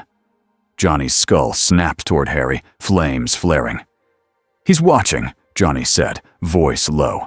Hermione's face went pale. "The connection," she whispered. Johnny took a slow breath. Then he said, "I can test it." Hermione's voice snapped, "No!" Then softened, trying to be reasonable. "What do you mean by test?" Johnny's skull tilted. "Not destroy," he said. "Listen." He stepped back, holding the diadem in the chain like it was floating. He turned his skull slightly away from the kids. Then he did something careful. He lowered the flames around his eyes. He focused them into a smaller, tighter burn. Harry could feel the heat shift. Johnny's voice was quiet. "Spirit," he murmured. The air seemed to tighten. For a moment, Harry felt like someone else was standing behind Johnny. Something older. Something that did not care about Hogwarts rules. Johnny held it back with sheer will. Then he leaned toward the diadem, not with anger, with judgment. The fire in his eyes brightened, focused like a spotlight. Hermione's breath caught. "Is that the stair?" she whispered. Johnny did not answer. The diadem trembled in the chain. A whisper seeped into the air, thin and sharp. Harry heard it in his bones. "So, you found it." Ron flinched. "Did you hear that?" he whispered. Hermione nodded, eyes wide. The whisper grew into a hiss, like a snake in a wall. The diadem began to glow faintly, not with light, but with wrongness. The air around it seemed to curl. Johnny's flames surged, and for a heartbeat, the room's dusty piles lit up in orange. Then the castle reacted. A deep hum shook the air, like a giant bell struck far away. The walls of the room of requirement quivered. Harry's ears rang. Somewhere outside this room, Hogwarts' ancient wards woke up. Paintings screamed in distant halls. Suits of armor clanked to life. And in Dumbledore's office, Fawkes let out a sharp cry. Johnny jerked back at once, breaking the focused stare. The diadem's whisper cut off like a snapped wire. Hermione grabbed her head. "The wards!" she gasped. "The castle thinks we're attacking it!" Ron stumbled, nearly tripping over a pile of broken wood. "I hate this room," he blurted. Harry's scar burned like fire. His vision swam. Johnny's skull turned fast. Scanning. Alert. "We need to go," he said. Hermione nodded quickly. "Yes," she hissed. "Now." Johnny tightened the chain around the diadem and shoved it into a nearby old bag Hermione had pulled from a pile without thinking. Hermione almost protested, then stopped. She knew the bag was better than holding it. The room shook again, like it was angry. Harry's scar pulsed, and in his head, Harry heard that cold laugh again. Not amused, interested, as if Voldemort had just been handed a new piece of information. Dumbledore met them halfway down the corridor. He did not look surprised. He looked like he had been waiting for the castle to shout. Behind him, McGonagall and Moody stood with wands drawn. Moody's magical eye spun wildly, then locked on the bag. "What did you do?" Moody demanded. Hermione's voice came out fast. "We found something," she said. "A diadem. It felt wrong. Johnny stepped forward, voice low. "It's a soul piece," he said. "It's tied to the split." McGonagall's face went tight. "You brought it into the castle?" she said sharply. Hermione swallowed. "We were already in the castle," she said, then winced, because that was not helpful. Dumbledore lifted a hand, stopping the argument before it grew. He looked at the bag. "May I?" he asked, voice calm. Hermione held it out with shaking hands. Dumbledore did not touch it directly. He made it float into the air with a charm, then wrapped it in layers of protection spells, like he was wrapping a snake in glass. His face remained calm, but his eyes were sharp and sad. "It is what we feared," Dumbledore said quietly. Ron's face went gray. "So it's real," he whispered. Dumbledore nodded once. Moody swore under his breath. McGonagall looked like she might be sick. Johnny's skull tilted, watching Dumbledore's spells with interest. "You can cage it," Johnny said. "For now," Dumbledore replied. Johnny's voice went hard. "Not forever," he said. Dumbledore's gaze met Johnny's burning eyes. "No," he said softly. "Not forever." A silence fell. Then Harry gasped and grabbed his scar again, stumbling. Hermione caught him. "Harry!" she cried. Harry's eyes squeezed shut. He saw a flash in his mind. A long hallway of black stone, a veil that moved like smoke, a room filled with shelves and spinning glass orbs, and a snake-like whisper. "Pleased. I see you." Harry opened his eyes, panting. Dumbledore's face went still. "What did you see?" he asked gently. Harry swallowed, voice shaking. "The Department of Mysteries," he whispered. "The veil." Moody's eye widened. "That's not good," he growled. Hermione's face went pale. "He's pulling you," she whispered. Johnny's flames flared. He took one step closer to Harry. "He found the trail," Johnny said. Dumbledore's voice was quiet, heavy. "Yes," he said. He felt the disturbance. Johnny's chain clicked. "And I felt him," Johnny said. Everyone turned to Johnny. Johnny's skull tilted, as if he was listening to a sound only he could hear. "He's not just a name," Johnny said, voice low. "He's a stain. And now that I touched the stain here, I can smell the rest of him." Dumbledore's eyes sharpened. "That is both useful and dangerous," he said. Johnny's voice went colder. "Dangerous is what I am," he said. Moody stepped forward. "If he can smell you," Moody snapped, "then he can lure you wherever he wants." Johnny turned his skull toward Moody. "Let him try," he said. McGonagall's voice cut in, sharp. "This is not a contest," she said. "This is a school." Johnny's flames lowered slightly, like he was forcing himself to remember that. Dumbledore looked at Harry, then at Johnny, then at the wrapped diadem floating like a trapped curse. "We have learned two things," Dumbledore said quietly. 1. The enemy has hidden pieces within our world, and one is within Hogwarts itself. He paused, eyes heavy. 2, he continued, our enemy now knows that you are here, Mr. Blaise, and he knows you can threaten what he believes is untouchable. Johnny's skull tilted. Good, he said. Dumbledore's voice stayed calm. And he knows, Dumbledore added, looking at Harry, that the boy is the easiest door to push. Harry's stomach dropped. Hermione's fingers tightened on Harry's arm. Ron's hands curled into fists. Johnny's burning eyes fixed on Harry again. Not with blame, with something like grim understanding. He's bait, Johnny said softly. Harry's face flushed with anger and fear. I'm not bait, he snapped. Johnny's voice did not change. You're a kid, he said. And he's a predator. That's what predators do. Harry wanted to argue. But the pain in his scar and the cold in his stomach told him Johnny was right. Dumbledore stepped closer, voice gentle. Harry, he said, you are not bait. You are a person. But the enemy will try to use you like a tool. Harry swallowed hard and nodded once. Johnny's chain clicked again, like a promise being made. He tries, Johnny said, voice low. And I'll be there.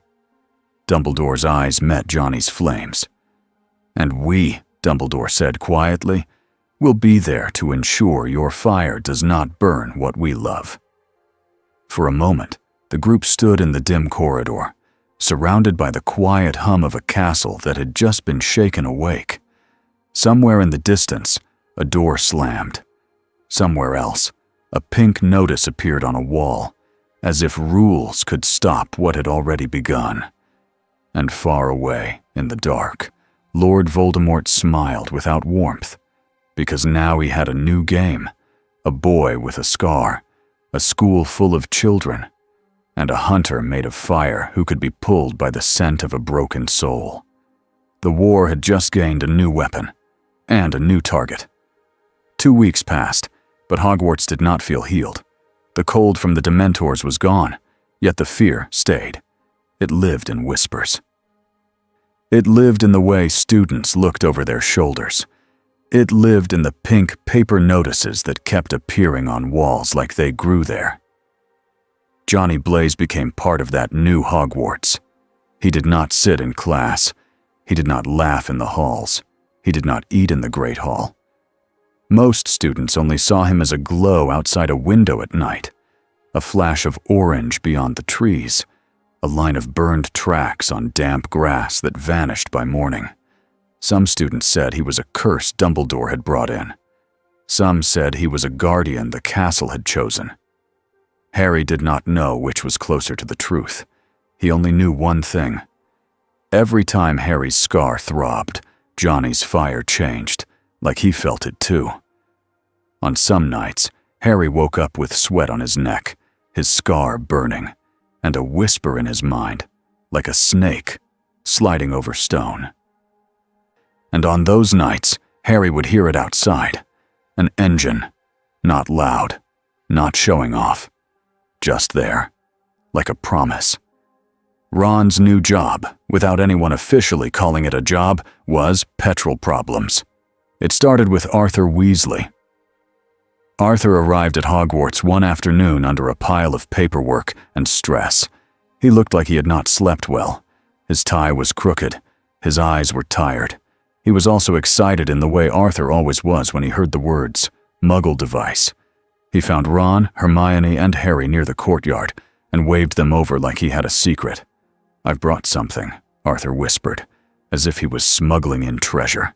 He pulled a small metal can from his bag. Ron stared. Is that petrol? Arthur beamed. Yes, he whispered proudly. Well, it is a small amount. I had to be careful. Very careful. Hermione's eyes widened. "Mr. Weasley," she hissed, "you can't just carry petrol around a school." Arthur blinked. "Right," he said, then added quickly, "It's sealed. It's sealed very well." Ron rubbed his forehead. "I can't believe this is our life now," he muttered. Harry almost smiled.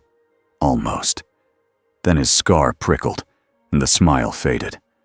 Arthur lowered his voice. "I also brought something else," he said. He pulled out a handful of crumpled Muggle bills and held them up. Ron stared. "That's not wizard money." Arthur's face fell. "No," he admitted, "but he keeps offering it. And he looks annoyed. When we say we can't use it in Hogsmeade." Hermione pinched the bridge of her nose. "Because Hogsmeade is not a Muggle village," she said, slow and stressed. "And those bills are not—" "I know," Arthur said quickly. "I know. That is why I want help." Ron groaned. "You want us to go to a Muggle petrol station," he said. Arthur nodded like this was perfectly normal.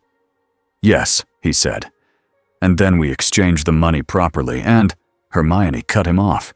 "We are not allowed out," she said, pointing toward a notice on a wall. Arthur's face tightened. He sighed. "Yes," he said softly.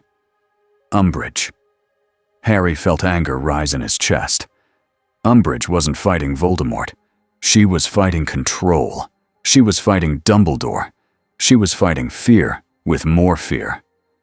Arthur looked around and lowered his voice even more. "We will find a way," he said. "The point is, we can't have that bike running dry," Ron muttered, "like the fate of the world depends on petrol." Hermione shot him a look. "It might," she whispered. Harry looked out toward the grounds. He saw a faint orange glow near the trees. Even from here, he could feel the heat of it. Umbridge did not like things she could not file. She did not like things she could not name neatly. And she did not like that students now had a new story to tell at night. A story about a flaming rider who stopped Dementors. A story about a chain that could yank a grown man through the air like a toy. A story about a monster who did not hurt children. Umbridge hated that last part most, because it made the monster harder to turn into a villain in people's minds. So she tried a different plan. She tried to turn Johnny Blaze into property. She requested a registration interview. She asked for his true nature. She demanded a wand check, even though he had no wand. She smiled through all of it, like she was being helpful. Dumbledore refused. He refused politely. He refused calmly. He refused in a way that made Umbridge feel small. So Umbridge went around him. One afternoon, when students were in class and teachers were busy, she brought 2 Aurors to the edge of the grounds, near the old gate. They were nervous. She could smell it on them. She wasn't nervous. She was delighted. Johnny stood near his bike, flames low, watching the tree line like he was listening for a sound only he could hear. Umbridge stepped forward. "Mr. Blaze," she said sweetly. "What a pleasure." Johnny's skull turned toward her. The Aurors flinched at the sight. Their hands tightened on their wands. Umbridge kept smiling. "I have paperwork," she said, holding up a folder. "Very important paperwork." Johnny did not speak. Umbridge's smile stayed fixed. "By ministry order," she continued. "You are to come with us for assessment." Johnny's flames rose slightly. Not wild, just higher. "No," he said. Umbridge blinked, as if she had never been told no in her life. "I'm afraid you misunderstand," she said softly. "You do not have a choice." Johnny's voice was flat. "I do," he said. One Auror cleared his throat. "Sir," he said, trying to sound firm, "we can do this the easy way." Johnny's skull turned to him slowly. The Auror's voice faltered. Johnny looked back at Umbridge. "You bring armed men to a school," Johnny said. to take someone who stopped Dementors. Umbridge's smile tightened for a tiny moment. "We are protecting the children," she said. Johnny's chain clicked, a quiet metal sound that felt like a warning. "You're protecting control," Johnny said. Umbridge's eyes hardened. "Seize him," she snapped, losing her sugar for the first time. The Aurors raised their wands. Johnny did not move toward them. He moved away from the castle. That choice mattered. He put his own body between them and Hogwarts, like he understood the rule even better than they did. The first Auror fired a binding spell. It hit Johnny's chest. It burned away in his flames, like thread tossed into a furnace. The second Auror tried a shield and a stunning spell together, fast and trained. The spells hit Johnny. Johnny did not fall. He took one step forward. The Aurors stepped back without meaning to. Johnny lifted his chain, not to strike their bodies, but to hook their wands. The chain snapped out and wrapped both wands at once. With one hard pull, Johnny yanked the wands from their hands and flung them into the grass, far away. No broken bones, no burned flesh. Just disarmed.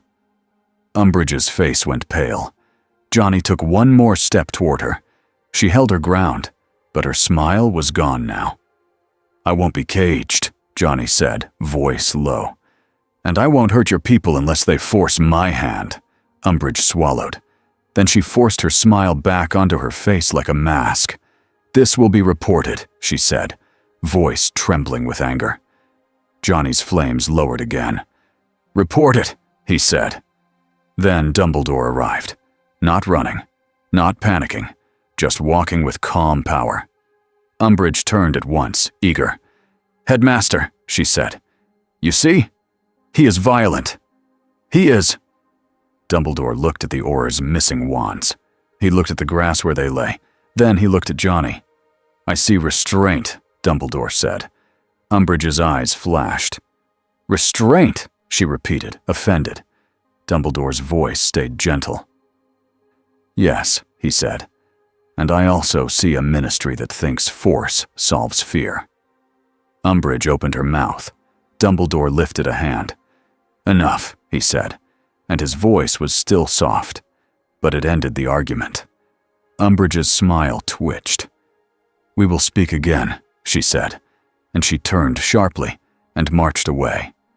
Johnny watched her go. Then he turned to Dumbledore. "You can't keep her from trying," Johnny said. Dumbledore nodded once. "I know," he said. Johnny's flames flickered. "Then we end this war fast," Johnny said. Dumbledore's eyes sharpened. "We will try," he said quietly, "but we will not win by becoming monsters." Johnny's skull dipped slightly. "I know," he said. And Harry, watching from a distance, felt something twist in his chest, because Johnny looked like a monster, but he kept acting like a guard. That night, Dumbledore gathered a small group in a sealed room behind his office. Not a classroom, not a place with windows, a place made for dangerous truths. Harry sat with Ron and Hermione, shoulders tense. Moody stood by the wall like a threat that had learned to stand still. McGonagall sat stiffly, eyes sharp. And Johnny stood near the far side of the room, flames low, chain hanging like a heavy thought. In the center, the diadem floated inside layers of spells. It looked small. It looked harmless. It felt like poison. Dumbledore spoke calmly. "We cannot keep this inside the castle forever," he said, "and we cannot leave it intact." Hermione swallowed. "But destroying it is difficult," she said. "We need something that can damage that kind of dark magic." Moody grunted. "Fiend fire," he said. McGonagall shot him a glare. "Not in this castle," she snapped. Dumbledore nodded. "Not in this castle," he agreed. Johnny's voice cut in, blunt. "Burn it," he said. Hermione's eyes flicked to him. "Your fire," she said carefully, "did something to it in the room, but the castle reacted." Johnny's flames rose slightly. "Because I pushed too hard," he said. Dumbledore's gaze stayed steady. "Can you control it?" he asked. Johnny was silent for a beat. Then his voice came out rougher. "Sometimes," he admitted. Harry stared at Johnny. That honesty mattered. Dumbledore nodded once. "Then we do this carefully," he said. He turned and opened a cabinet. Inside was a sword. A simple-looking sword, but Harry knew it. He had seen it before. The Sword of Gryffindor. Ron stared like he was seeing a legend breathe. Hermione's eyes widened. Johnny's skull tilted. Dumbledore held the sword with respect. "This blade," he said, "has taken in power from what it has faced.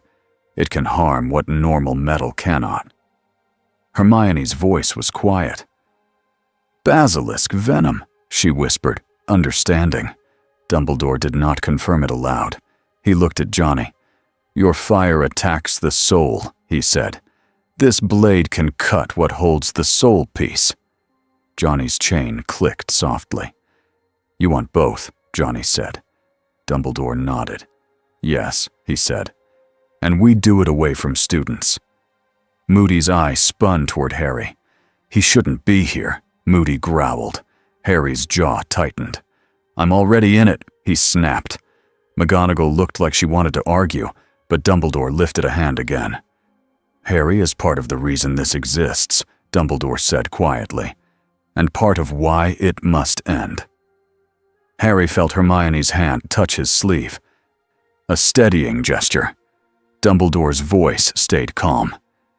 "We will not do this tonight," he said. "We will do it when the castle is quiet, when our protections are in place." Johnny's flames lowered. "He'll feel it," Johnny said. Dumbledore nodded. "Yes," he said. "And he may respond." Moody grunted. "So we prepare," he said. Johnny's skull turned slightly toward Harry. "And if he tries to pull you," Johnny said to Harry, "you tell me the moment you feel it." Harry swallowed and nodded. He did not like being watched like bait, but he also did not want anyone else to get hurt because of him. The pull came before dawn. Harry woke up with his scar on fire. He sat up so fast he nearly fell out of bed. His vision blurred. He saw black stone halls in his mind. Cold shelves, spinning glass orbs, a veil that moved like smoke. And then a voice slid through his thoughts, soft and pleased. "Bring him to me." Harry's breath hitched. His scar burned again, and with it came a cold certainty. Voldemort was not just sending dreams. He was setting a hook. Harry shoved his curtains aside and stumbled out of bed. Ron sat up at once. "Harry," he mumbled, half asleep, then saw Harry's face and snapped fully awake. "What is it?" Hermione was already awake, like she had trained herself to never sleep too deeply. "The scar," she whispered. Harry nodded, teeth clenched. And then the air in the dorm room warmed, fast. Orange light flickered through the curtains. Ron's eyes widened. "No way," he whispered. Johnny Blaze was outside the tower, somehow on a ledge where no one should stand. He was not climbing like a man. He was there, like fire finding a crack. Harry's window rattled. The latch clicked on its own, as if the metal had given up. Johnny pushed the window open and stepped inside. The dorm room filled with heat and the smell of smoke. Ron stared like his brain had stopped working. Hermione stood, wand in hand, but she did not point it at Johnny. Not anymore. Johnny's skull turned straight to Harry. "He's pulling," Johnny said. Harry nodded, voice tight. "The Department of Mysteries," he whispered. Johnny's flames rose higher, and the spirit inside him pressed forward like it had been waiting. Johnny's voice went low. "He wants me there," he said. "He wants me near that veil." Hermione's eyes widened. "The veil is death magic," she whispered. "We don't fully understand it." Johnny's chain clicked. Neither do I, he said. That's why it's a trap. Ron swallowed. So we tell Dumbledore, he said quickly. Johnny nodded once. Now, he said. They moved fast, not loudly. They slipped into the halls while the castle slept. Harry's scar kept burning like it was guiding him. Johnny stayed close, flames low, like he was trying to keep the castle calm. They reached Dumbledore's office, and the gargoyle moved without jokes, as if it knew this was serious. Dumbledore was already awake. He stood by his desk, robe neat, eyes sharp. He looked at Harry's face and nodded once. He called, Dumbledore said. Harry swallowed. Yes, he whispered. Johnny stepped forward. He wants the veil, Johnny said. He wants to use it on me, or on the spirit. Dumbledore's eyes hardened.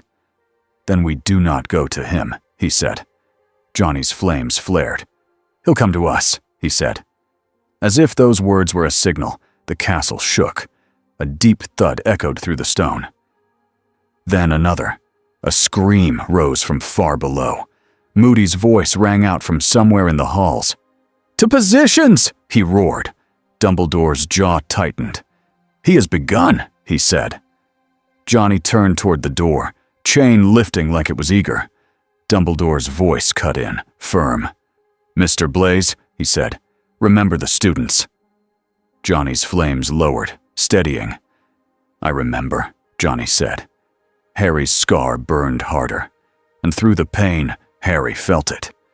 Voldemort was close, not inside the castle, but near enough to press his will against it.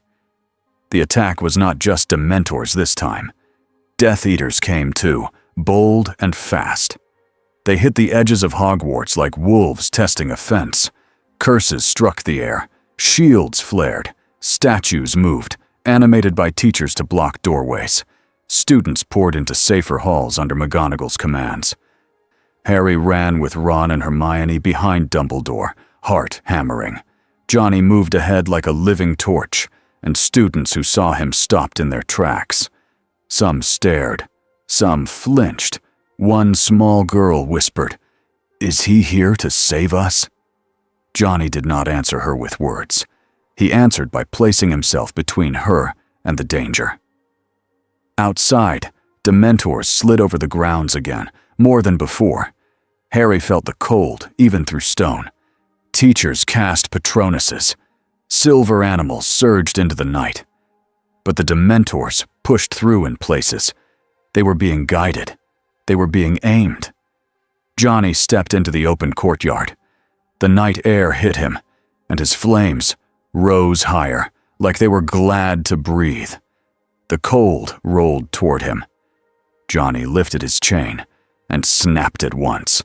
The sound cracked like thunder.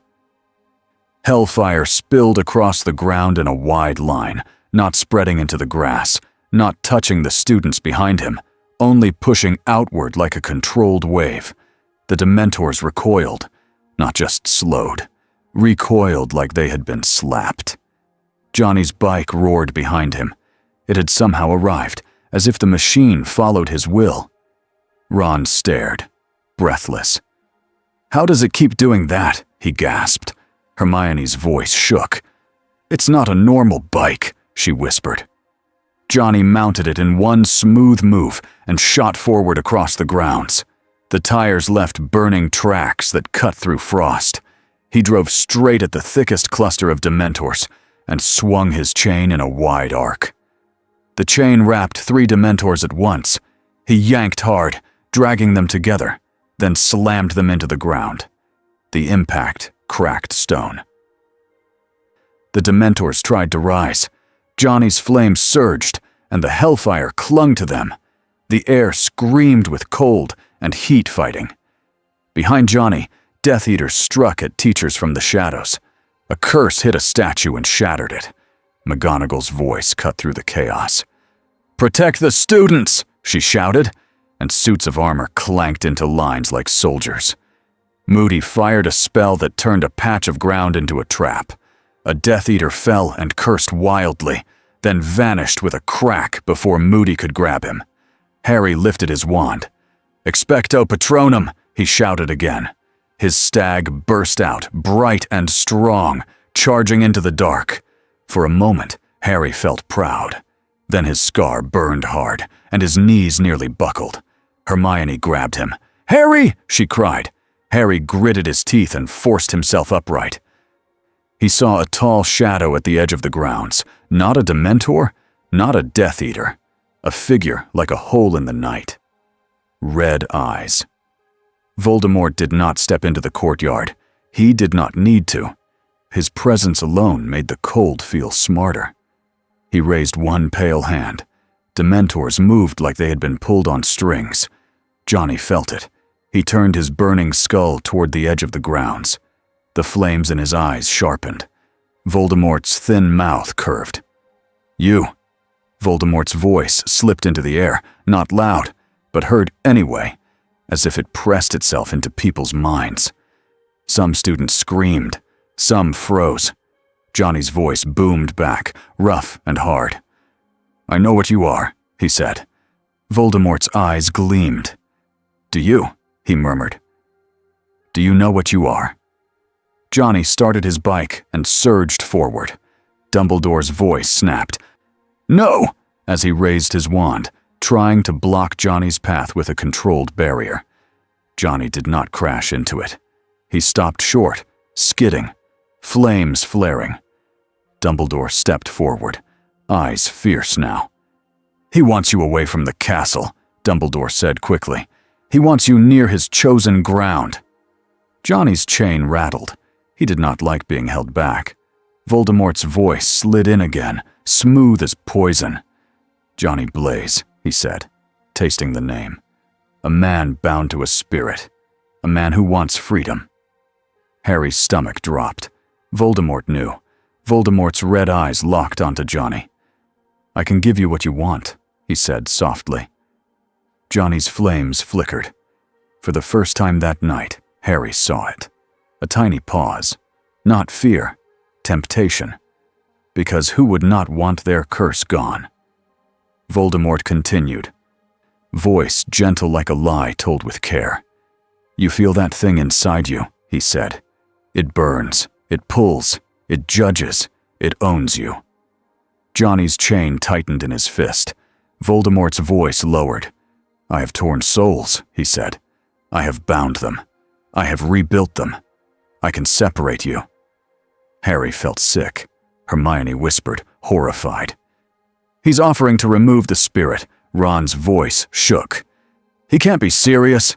Johnny's flames rose higher. His voice came out like gravel. "What's the price?" he demanded. Voldemort smiled. "Only a small favor," he said.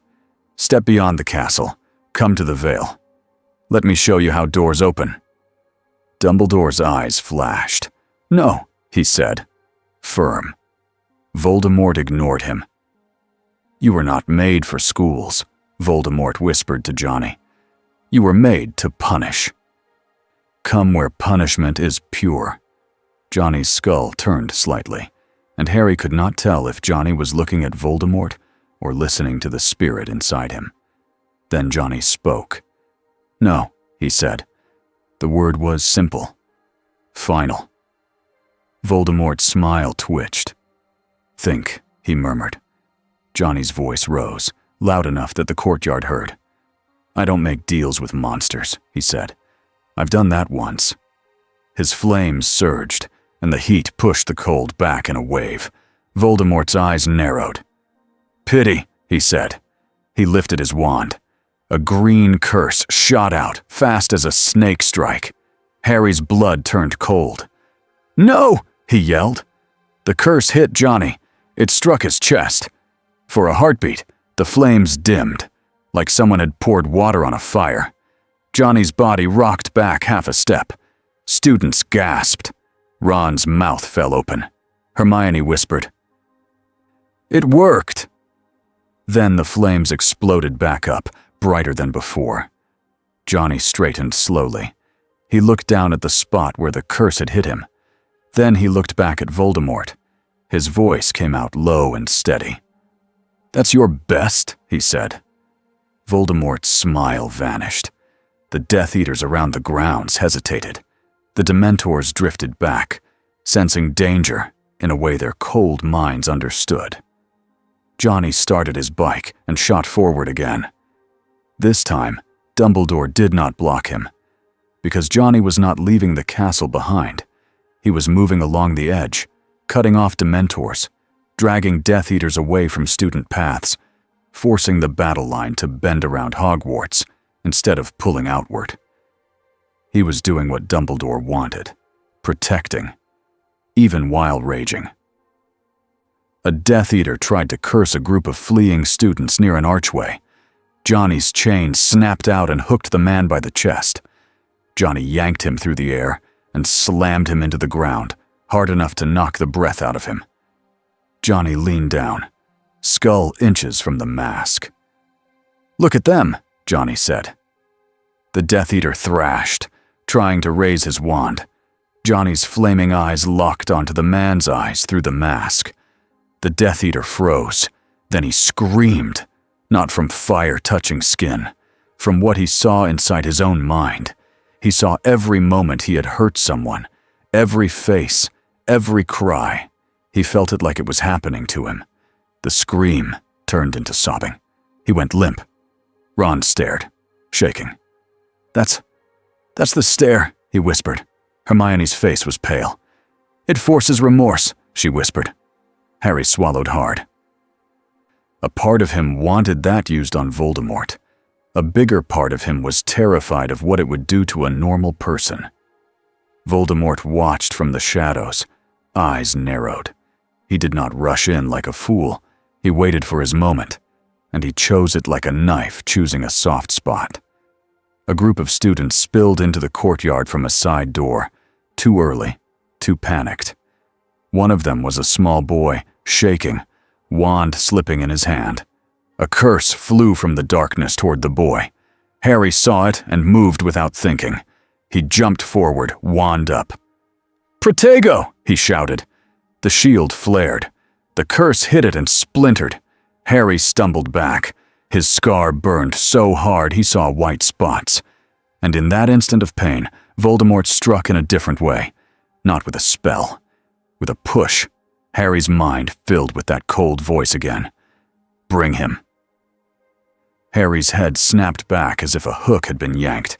He saw the veil again. Closer now. So close it felt like he could touch it. Johnny's skull whipped toward Harry at once. He felt it. He felt Harry being pulled. Johnny shot toward Harry, bike roaring, chain already moving. Voldemort chose that moment to step forward at last. He moved like he owned the night. Johnny stopped in front of Harry, flames flaring like a wall. Voldemort raised his wand again. Dumbledore stepped in with a spell that hit Voldemort's curse mid-air, exploding in a bright flash. The courtyard shook with light. Voldemort's eyes flashed with anger. Johnny did not wait. He hurled his chain. The chain wrapped Voldemort's arm. For a split second, Harry's heart jumped. Voldemort was caught. Johnny yanked hard, dragging Voldemort a step forward. Voldemort's cloak snapped in the wind. Johnny leaned in, his burning eyes locked onto Voldemort's red ones. "Look," Johnny growled. The pennant stare hit. Harry could not see what Voldemort saw, but he saw Voldemort's face change. Not into guilt, not into fear like a normal fear, into something sharp and startled, like someone had touched an empty space inside him and found it colder than death. Voldemort's pupils tightened. For a heartbeat, Harry felt the air shake with a sound that was not a scream and not a laugh, a sound like tearing cloth. Then Voldemort's mouth opened, and a hiss came out, hateful and furious. "You cannot judge me," Voldemort spat. Johnny's voice was low. "Everyone gets judged," he said. Voldemort's face twisted, and for the first time, Harry saw something like discomfort in him, not remorse. More like irritation that his perfect control had been touched. Voldemort snarled a word Harry did not understand and slammed his wand downward. The ground under Johnny cracked. A force like a blast of air punched between them. Johnny staggered half a step. The chain loosened. Voldemort tore free in a blur, not running, not panicking, but retreating with smart speed. Before he vanished, he spoke again, voice cold. "You are wasted here," he hissed at Johnny. "When you tire of playing guard dog, you will come." Then he was gone. The Dementors drifted back like they lost their guide. The Death Eaters vanished with cracks and shadows. The courtyard fell into a strange quiet. Teachers shouted orders to check students. Some students cried in relief. Some stared at Johnny like he had just challenged the dark itself. Harry swayed. Hermione grabbed him. Ron grabbed him too. Dumbledore walked toward Johnny, eyes sharp. Johnny stood still. Flames high. He looked like he wanted to chase Voldemort into the night. But he stayed. Because the students were here. Because his rule held. Dumbledore's voice was quiet. "You tried," he said. Johnny's skull turned slightly. "It's worse than I thought," he said. Dumbledore nodded. "Yes," he said softly. "And now he knows you can touch what he hides." Johnny's chain clicked. "Good," he said, but his voice was not happy. It was grim. Harry's scar burned one last time, then eased. He knew Voldemort was not gone. Not really. But he was pushed back. For now. They destroyed the diadem the next night. Not in the castle's heart. In a sealed chamber below, where old stone swallowed sound and Dumbledore's strongest protections wrapped the room like armor. Harry was not allowed inside. Neither were Ron and Hermione. They waited outside with McGonagall and Moody, stomachs tight, listening to nothing but their own breathing. Hermione paced like she was trying to wear a hole in the floor. Ron muttered prayers he did not admit were prayers. Harry pressed his hand to his scar, even though it did not hurt, like he was checking that he was still himself. Behind the sealed door, Dumbledore and Johnny stood facing the floating diadem. The diadem looked beautiful in the air. That made it worse. Dumbledore held the sword of Gryffindor with both hands, steady as a man holding a promise. Johnny's flames were low, controlled, like he was forcing his power into a narrow stream instead of letting it roar. Dumbledore's voice carried through the door only once, muffled but clear. "Now," he said. Then there was a sound, like a blade cutting air, and a surge of heat that made the stones outside the door warm under Harry's feet. Hermione gasped. Ron grabbed her arm. Harry felt a pressure in his chest, like the room itself had exhaled. A thin, sharp scream echoed through the stone. Not human. Not ghost. Something else. Something angry and trapped. Then silence. A long silence. Harry held his breath. The door opened at last. Dumbledore stepped out first, face pale but calm. Johnny followed. His flames were lower than usual, like he had spent something. Hermione rushed forward. "Is it?" she began. Dumbledore nodded once. "It is done," he said. Harry's stomach flipped. "One," he whispered. "One piece gone. Not the whole war, but a real step." Moody exhaled hard. "Good," he growled. "Now we do the rest." Johnny's skull turned toward Harry. Harry felt that strange sense of being seen again. Johnny's voice was rough, but steady. "He'll fight harder now," Johnny said. Dumbledore nodded. "Yes," he said. "And the ministry will become louder." McGonagall's mouth tightened. "Umbridge will claim this proves her point," she said. Hermione's eyes flashed. "Let her!" she snapped. "She didn't stop Dementors. She didn't stop Death Eaters." Dumbledore's gaze softened slightly. "Careful," he said. "Anger is easy to feed. We must not become what we hate." Johnny's chain clicked softly. "I'm not here for politics," Johnny said. Dumbledore looked at him. "No," he said. "You're here for judgment." Johnny's flames flickered. "I'm here," Johnny corrected. for kids who didn't ask for this. Harry felt his throat tighten, because in that moment, Harry believed him completely. Life at Hogwarts did not go back to normal, but it shifted. Students still feared the dark. They still whispered about Voldemort. They still complained about Umbridge. But now they also whispered about something else. About the night the cold came and fire pushed it back.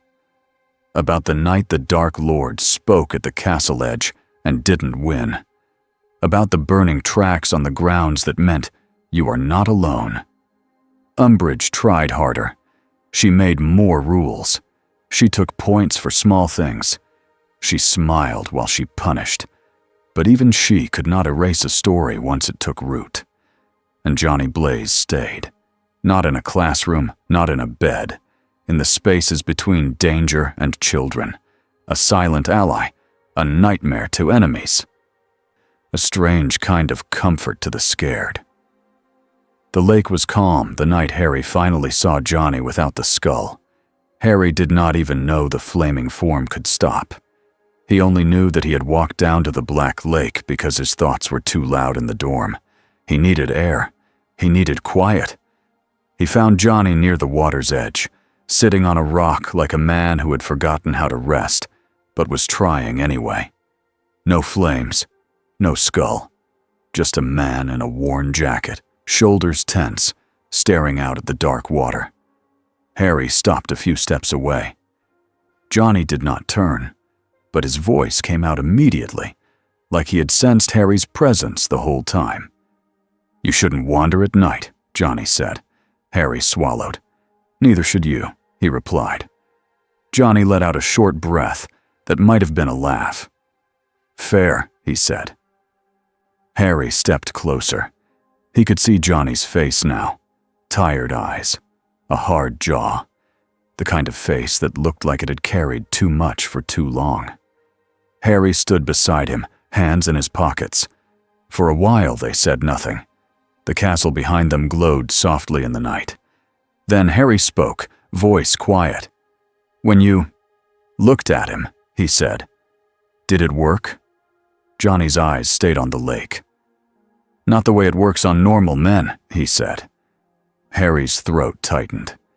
"Because he doesn't feel bad," Harry whispered. Johnny nodded once. "Yeah," he said. "He's cut himself into pieces. There's not enough hole left to hold guilt like a normal soul does." Harry stared at the water. "So he can't be punished," he said, and the fear in that sentence was sharp. Johnny's voice went firm. "He can," he said. "Just not with shortcuts." Harry looked at him. Johnny finally turned his head and met Harry's eyes. "Evil like that," Johnny said, "doesn't fall because one strong person shows up. It falls because people keep choosing the right thing when it's hard." Harry swallowed. "I'm trying," he said. Johnny's gaze softened, just a little. "I know," he said. Harry hesitated, then asked, "Why do you stay?" Johnny looked away again. His voice came out honest. "Because I know what it feels like," he said. "To be used, to be pulled, to be told your life is just a tool for someone else." Harry's chest tightened. Johnny continued. "And because there are kids in that castle who don't deserve the fear they're living with." Harry nodded slowly. "Umbridge doesn't care," he said bitterly. Johnny's jaw tightened. "Yeah," he said. "I noticed." Harry almost smiled again. Because the way Johnny said it sounded like he wanted to throw Umbridge's clipboard into the lake. But then Harry remembered Johnny's earlier rule, and the smile faded into something calmer. Harry looked down at his own hands. "You said I'm not bait," he whispered, "but it feels like I am." Johnny's voice went steady.